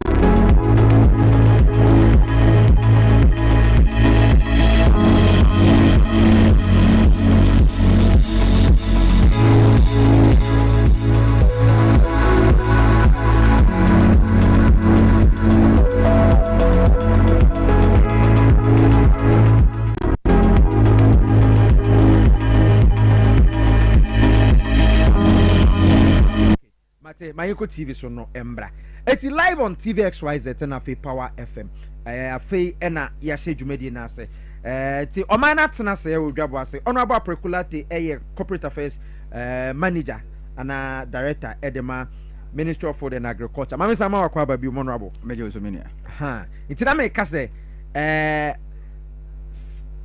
o ka so obi nkodru afu kra na akwa ete se wadi ni pakura tem because Ghana obi adu afu a bebre na ntumi mfa nyeska eti obi asode a sim pese me nurse pese me soja ni pese me teacher ni pese me kodibia na nso afuo nso ye anamboa pepepe ohwe saa esu ene adwen na yenya efa ho no fareba na ye sha se free ebra ye wo school mu ye tete no all say obi ye late ana so obi ye bone wo classroom kra na ese onkodo ese ye kotwe na so a ese onkodo and right from that level no nipa ne hu ni sɛ adɔ ɛyɛ asotwe and wontimi nyɛ ku adwuma abra adɔ nyɛ dɛ ɛnka ho adɔ ɛka ho adɔ ka ho paa ɛde sɛ deɛ wosi dan the foundation ku adwuma foundation sɛ wopɛ sɛ wokɔ into a cultivation of a aburo bɔɔdeɛ bankye sorghum millet wheat ɛmɔ ne yɛyi na ne fiti aseɛ ne farabaa no yɛ adɔ ɛyɛ adɔ sɛ yɛnya impression ne sɛ adɔ yɛ asotwea adɔ ɛyɛ asotwea nti nipa no owie school koraa na sɛ ɔkɔda ɔdwene sɛ ɛyɛ asotwea nti ɔno ankasa ne fie sɛ baabi obɛbɛgya baabi wɔ hɔ na ɛbɛfu no ɔbɛdɔ no kɔrɔ hu ne sɛ ɛyɛ asotwea ɛne yɛ na ɔsomɛnti hɔ nyinaa anaasɛ ɔto hɔ nyinaa ties wonu sɛ no sɛ ne contribute to the flooding no yeah ɛsɛ just space wɔ na asase no no musuo no bɛnam that mentality sɛ adɔ ɛyɛ asotwea nti no obi aso no obi aso ondo kontomire mpo hɔ meanwhile so kontomire wa do bi na wa dua meko bi a mframa kora wo fi hɔ no kora bɛ kama okay because nyakopɔn hyehyɛ no kyerɛ sɛ yɛ nipa de hia ɛyɛ oxygen ne yɛ home efiri mu ba abɔnten no ɛyɛ no carbon dioxide ɛno nso na nnɔbaeɛ no yɛ de ɛfa nti ɛmba nnɔbaeɛ no na afa na nso ama yɛ oxygen nti mo na yɛ de ne efiri mu ɛba abɔnten na endimi nkɔ no ɛsan akɔ yɛ mu what is ɛsan akɔ yɛ mu yɛ poisonous saa nti ɛsan ama yɛ yareɛ and that is the reason we okay so when the last tree dies the last man dies because the carbon dioxide na ba abɔnten nyinaa no enye nnua no mo nyɛ de empeke de be poison yɛ mframa na yɛ de yɛ home okay and they are very important eti ano na akɔfa feed Ghana na aba no because sɛmetie ne ɛwo kan a looks like a Greek ministry na nkasa ɛwɔ nhyehyɛ bi sɛ yɛbɛ conscientize Ghana for ana yɛbɛ reorient ɔmo ama wɔn mate asɛ sɛ kuayɔ no ɛsɛ sɛ obi ɛyɛ bi na ɛnyɛ punishment and that you ubetuma start kura firu fie ɛnti sa pepepe sɛn na nhyehyɛ ne setie because ɛnora minister ne kasa ɔbɔbɔ nsɛm bebree so brɔfo na ɔka yɛ na amaje bia bi ɔte baabi ɔnte brɔfo bam na ni gi kuayɔ adwuma ho eti wo wabai deɛ na sɛ obɛba bekyerem feed Ghana no the blueprint na nkasa ɛyɛ den yo me da ase bi ye kasa feed Ghana ɛyɛ nhyehyɛ bi a yɛwura John Dramani ni mahama ɔnam yɛwura ɛkɔpuku so ayɔ soafo ɔhwɛ ɛyɛ kuayɔ ɛne yɛ no ho nsɛm so ɛde ɛba na ne botaeɛ nyinaa ne sɛ the body friends dependency sɛ yɛtwere obi ansa na yɛnya ne yɛbɛdie yɛbɛde yɛ ho ne yɛbɛtumi anya aduane a ɛbɛso yɛ so yɛbɛdi friends full sufficiency sure ne yɛbɛnya aduane bi mpo a yɛde bɛsie sɛde aboa tete a ɛde aduane sie ɛpɛbrɛ na nsuo tɔ bɔsɔme koro ne aduane die yɛbɛdi friends full security yeah na yɛbɛsan anya bi de ama yɛmfidi dwuma a ɔmo raw materials ɔmo yusuo no ɛyɛ nnɔbaeɛ yɛnya firi kuayɛ mu okay ne yɛbɛsan anya adwuma ama yɛ mmeranteɛ ɛne yɛ mmabaawa that is the main focus of the Feed Ghana program.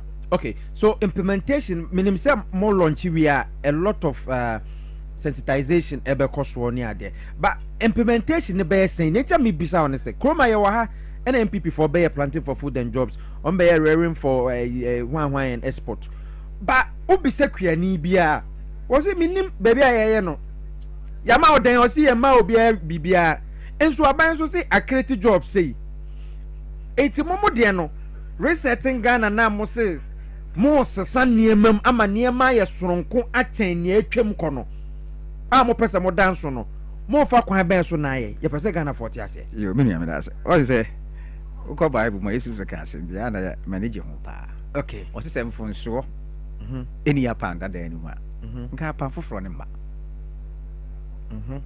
and it has been a policy say ye kasa ade bia ya ade papa ese say nya nsunsuanso bi a enya ewo nipa brabo ese nya nsunsuanso bi o tibia ana bia kra ade ne wo So TOCC and our doctor catches so who was strong immune system. More na wo mu na ko yare no. Ho ye dim papa. Neze menso neze na me ho den no. E kire breba na bu sa ade no. Me am wo hayi meji edi. Say bra covid ba ye na binim se me ye covid wo me so no ma begina na ma hansi egu so ma bo wo egu so de be sa to go ma ye bibia at the end of the day no we nya covid ni.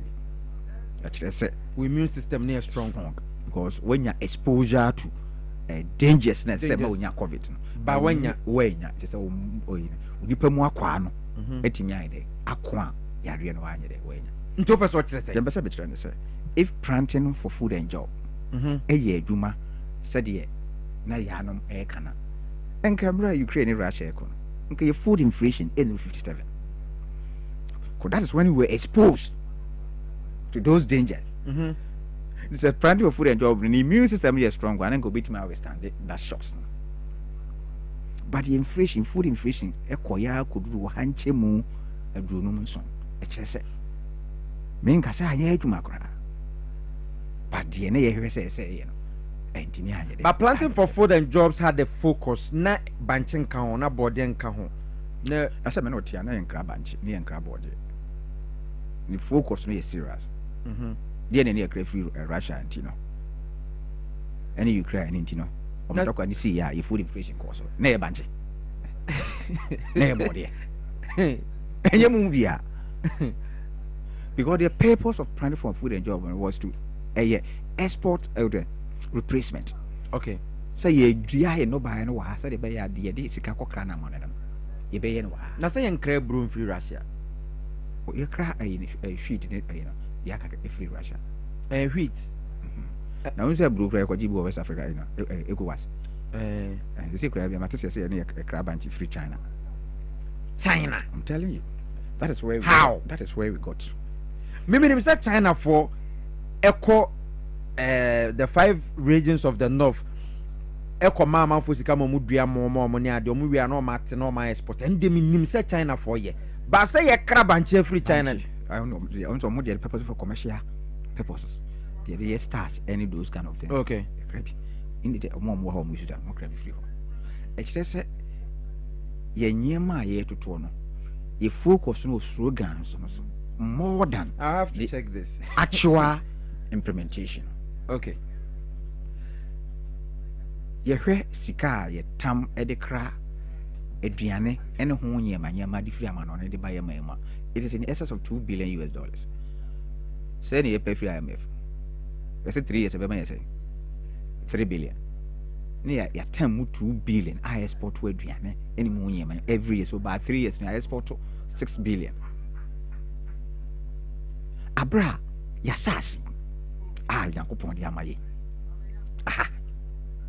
A power FM TV SYZ. My premises bit me do to my desamana. Boba me fie wo sunyana. Me call madam for me fie no adua body apem na me so. Ma me ntu baako, na me tu apem baako, na me tu body baako. Masa apem no boy na e be yi sei. Sunyana airport. Tu dim de amaye. Tu ba me fie sisi a mo body o. Me wa apem e wo. Mo nkruma e wo. Nkruma me unim me dua afɛ so ane we me nua bi mu. Onse hia bi na makote. De me hia no.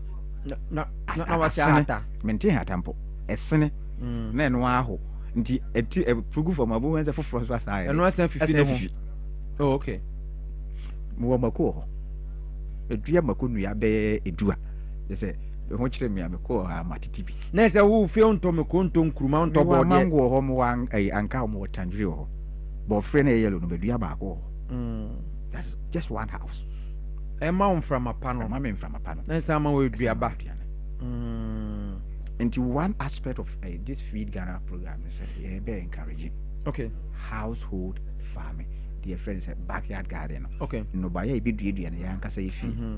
Into yes, sir. You know my feeling is feeling. Instead, say Boboka.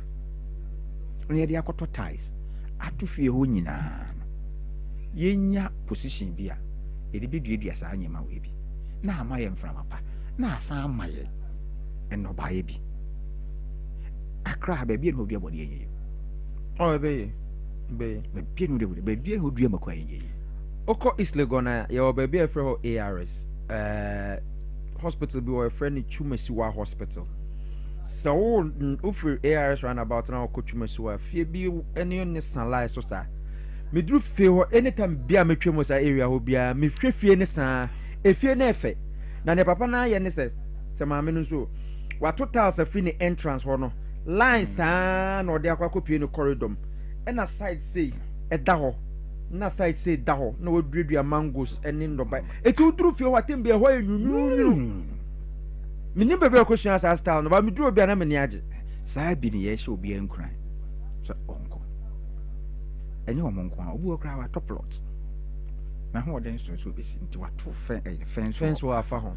na obeko ujo na afura 100 by 100 plot o kasa wo de yekuya unim no bare ebenya afiri ho panche ne board enya adoa okay eti obi be bisa se mo kan say no aban pese wo encourage backyard farming se na be ya yenua ne ebeso yen na ne ye bedua no in commercial quantities no yatuma export be right eti aban feed Ghana no aban ebe apart from say yetina radio so aka no ye betu anamu bi ana ye beche seeds bi di ama Ghana for ana na me ba ho emre ni nti na me okay me jump we also going to be people be say me fan step okay fan step by step nko ye pese apart from say encourage backyard gardening no the friends enko ko kitten no assume say wona wo yere no ma mo yenu na motifi na wunya layers maako no friend no catch zo nya friend wunya layers maako 5 e o fie wa e obi ato baako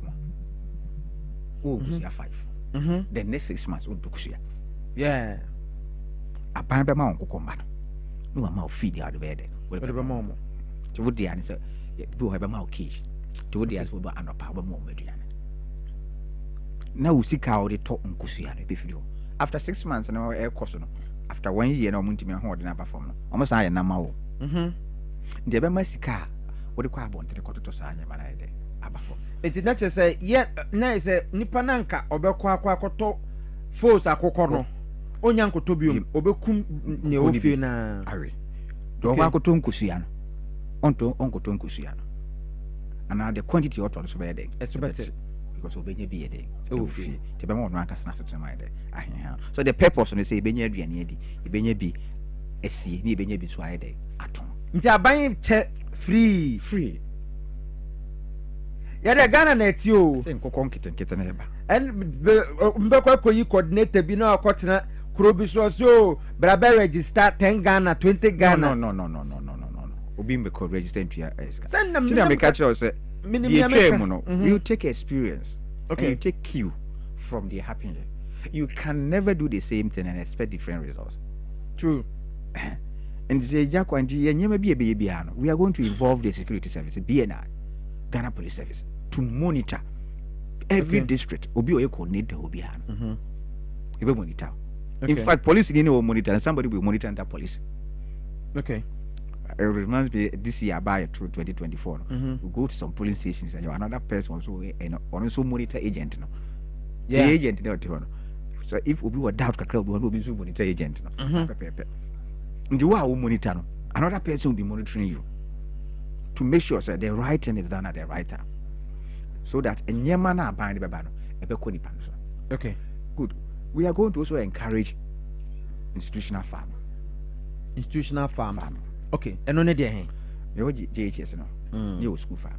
Okay, go school Kumasi Academy, you school farm. Until we are going to encourage school be a wasas. So I'm moving into farming. Assassin is one on commercial farming. I bind the so much when you're more. Yanra, your lunch we are we school back with free Kumasi by the two assistant headmasters and then the headmistress except for the one teacher by also trata. Wow. Nese omo wasase pa. Wasase. Tombe duebru. Omo nya trata. Ministries na so beso masene. Amo nya trata na omo be yefu. Yanko prison service. Edi adwuma ndi prison service. Wo dey say prison service nya asase mo. So omo ntimi enya aduane mpo ama ya nton bi abontana. Omo bitima yefu a eduan ebo omo abedidi wo. national service. We have some around with the national service. Okay. Poultry industry, they are going to about 100. They are going to start with 100,000 base. Employ about 5,000 or more in the extension officers, agriculturalists, agriculture engineers. 5,000 of them nationwide. Move into agriculture. So your purpose meaning as a benye bianama yenye biaton. Na aboa me yesi na nkasa ho de ayede ejina so. I see. We are going to do what we call smart farming. Smart farming is you be modernize agriculture. So as we speak, consultant at core grounds. Okay. I 52 districts or my test soil facility. Okay. Assassin of our district be an assassin a hoarding. Say basi be do a bro a bro bay seed type of bay and a bay. Okay. Fertilizer type of bay near the ma a bruno or have a brunei day. Akuyi. And this district no buy a bay pounds when again hacketsia a be. My money we are going to establish what we call farm center. The farm center and near say a bruni and who be ye casipana bruni so a yohana serious. Sika say a brew a more soya beans, sorghum, any wheat here. Near the farm implement, tractors, harvesters, planters, near the Kwakusa farm center. Near the Sahano by a crowd, seed, improved seed, a bit more withstanding the weather condition will be near the Kwaku grow. And near the fertilizer, I won't be here. Any other chemicals, you won't be here near the Kwaku grow. Okay. And you will create now open tractor, bedra, Okoha, no Quacoji. Tractor, no, you're higher now because that tractor be full. Tractor behind. Okay. But at reduced cost as compared to private ones now. Okay. Because the center need to be maintained at reduced cost. But the woman say, who is the campo bit of Quacoji? Bit of Quacoji. Now, no buy any bar. Okay. This say a brewer, no fertilizer, tractor services, no bit of Quaco free. Now they are called. Now they are here food. Now, no buy any bar now. Now they see cabre. Now they see cabre. Some person walk on cry. For the first time, you have resource of buffer stock. Okay. So the buyer or no bit to be a free for no. The purpose and they say bumper harvest in a bar. I had no buy a bar from too much. Now I'm I had a bunabem. Yeah. And to say a baby bar, a buy no, a baby bar the SSS. Near the sea. Near do lean season now, and one quarter now. So the buyer and born so yet too much, Emma wono. Now I buy a year. Now when you be there. We are saying you be there my industries no. Go busy or more poultry fish now. Only so bruise soya beans and any yama. Nay be a mom because you say yeah ma agro industries so ya day. Ekoso. And if you are your poultry farms now. The order done. You call poultry farms now. Can be say Yamia do more resource buffer stock. Saying the Mosia Yanwa, it's more assurance says say beer. Say yenya a friend is saying I'm a friend glad me boy. Say no man babro so be say yeah. How have you resourced the buffer stock? If the budget here I'm buffer for sika of liberty say man. Okay. I'm better to say man. We are baby who be here say yenya warehouse for front. It's a say a basic for front. And they do also what and what to chima. You better repair. So baby a bed, you better cross on your manner. Okay. So, but first of all, you're going to get regional reps. Okay. Every region, you've been a rep or no. At the first national pay. Oh, no, you haven't gone as a movie. I just say, near the bank. Centralized. Okay. It is saying you're about being a regional reps. Okay. They will report to the national boss. But nye many who be here say we twa sending in the back and cry. So but you say you that warehouse in the bureau. They will be on the big charge. You told you maybe or see a crown of her on the very no and we say nyama no otono e se fata near the ade e de akọ. Nti kuani no wo ye adwuma na o adwe bi mbanitim so ya onye obi manento e bebu amanase. E ba omo ye tomatoes ni asem na minister ni omo ye tomatoes paste na eje nkita hudie most of omo bigger facility na omo the process na e won kran nti obi to tomato say bia be say attachment ya de ma akoma dan na fetenta tomato so pi na aya na etomre bia na omunya tofo kwanya nu we Volta region omutumi jegu kwan no sa na pro ti ya minister no ma ye ne say omumfa smaller facility a also omu process na in series to omu the facility kakra be ko ha e be process na the first step no e wo ho okay ndo beto ebia se wo yam na wa yam no ho na omu the pace na ide abankran so that ehun hia se je se car na kofa na car omu anya car mra nkofa na egu ha na aba nti na say aban ne ba beboa ama te say we ene anyanu inside on say nanka yenya facility kitwe bi wo eti wo mo eto a ne ebeka no na process on mo talk about process and first primary process and be taking place ho okay primary process be taking place ho okay no mo wi a mo de aba nti kwa ni no on tu kwan fa mankran tu kan fa mankran okay be process no ho nti tem bia no kwa ni be ready market for the product okay Yo, engineer, a poultry farm. Because it's a poultry farm, no one. I feel is over in excess of 300 million near the of a damp. Yeah. Ediba. Akoko foods, no.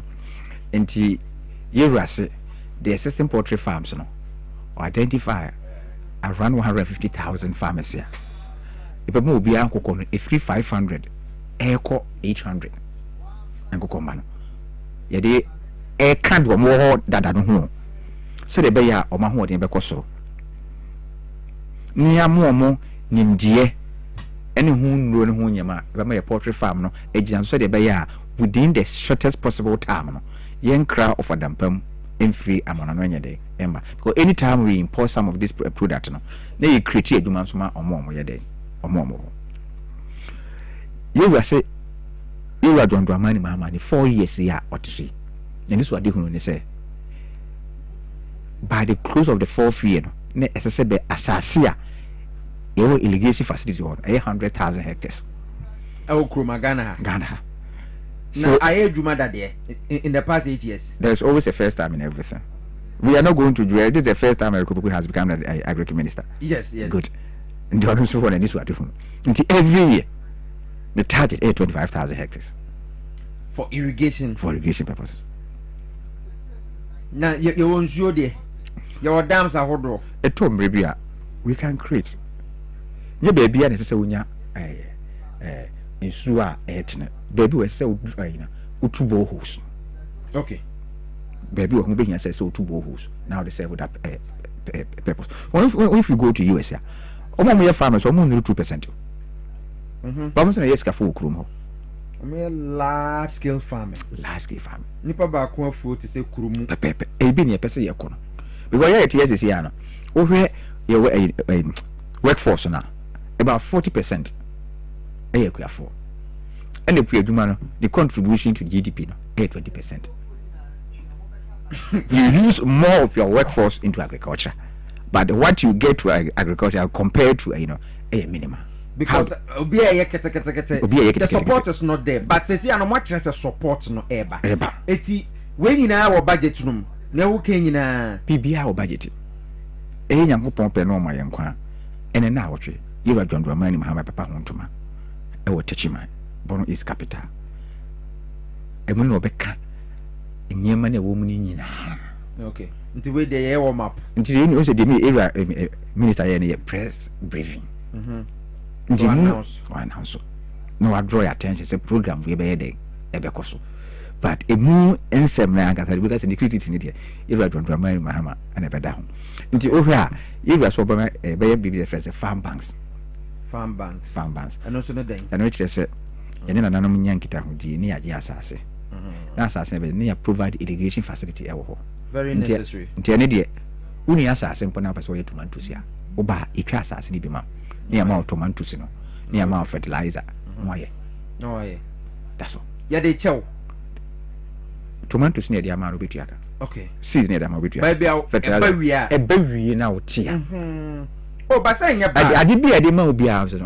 A banning from Wahanchi Modrisa. aban no be take 60%. 60%. Eti wo kakra bi na wo. Kakra bi na wo tua. Na me metu ese me pedwe di na me wo store na se obi se o bra baje money tomatoes nya de begum na ton we afam se kama me. Se wado me o. Because the purpose is also governance is not about profit making. Sure. It's about so yes, I am acting before why day at all. The past 8 years, how much they could win and say we place business-oriented people at the helms of affairs. No, be a businessman, because I'm a finance minister, or a payment be no profit and anything. It's true. Because not doing a profit. But governments, no, the maximum you can go is on break even. Okay. Because and your profit now, but said by your team for and home behind how and then main focus. Yeah, it makes sense because mutrias modern man tomatoes nesa seeds ni mobi. Number one, abani provide irrigation. That is what Burkina is doing. Until tomatoes or hosano. Assassin or Brabaje. He import over $24 million from Burkina. Assassin no more any. By now, Kwame, so say bro. Say no tina omotena say no mo se omo person do money ma beba omo person omo so sustain omo ho. And when it happens like that, there's someone who do fear them. Good. So if Burkina yeah money yeah. Then just Ghana yeah money. And the issue if Kupuku any that's one say BBC ya na say yentimi nkofa tomatoes in free Burkina e dey na beto ye wa. Yenye bindi. So we should be self-sufficient. We should be able to depend on the locally manufactured goods, no. Okay. So a bit my house, so then I say a dozen. So the bear, you be cried a see. In the share or the good na kwa see a warehouse, you be opin. Rules were acquire a co baby a queer air coso, near infrastructure. The minister of road and highway and Yankitamudia, the minister of education. Institutional farmers, secondary schools, buy into that idea, and we have all come to understand, say, or my bit many na one, no one, what they are. At the back way, here, pass is here, as a bit mamma queerduma, a man home. So, as a queerduma man who said, you look creative, so I say, Garamsi Grabco. Oh, sure. We will be no as a master of Fabi to Garamsi. Garamsi Ebecofo. And the was ya. Ye kungaram say no na mrantie no mo fiwo no ese ye ade be mo monya atenka be be o makọ no se ombe move ofi bi o mo no about that family nti na san hyehyɛ we nyina wo ha. But the reality is that galamsey no de sika no munya na boom eti se okaso medo afu no ntwe 3 months then the bed den woni bebe bed.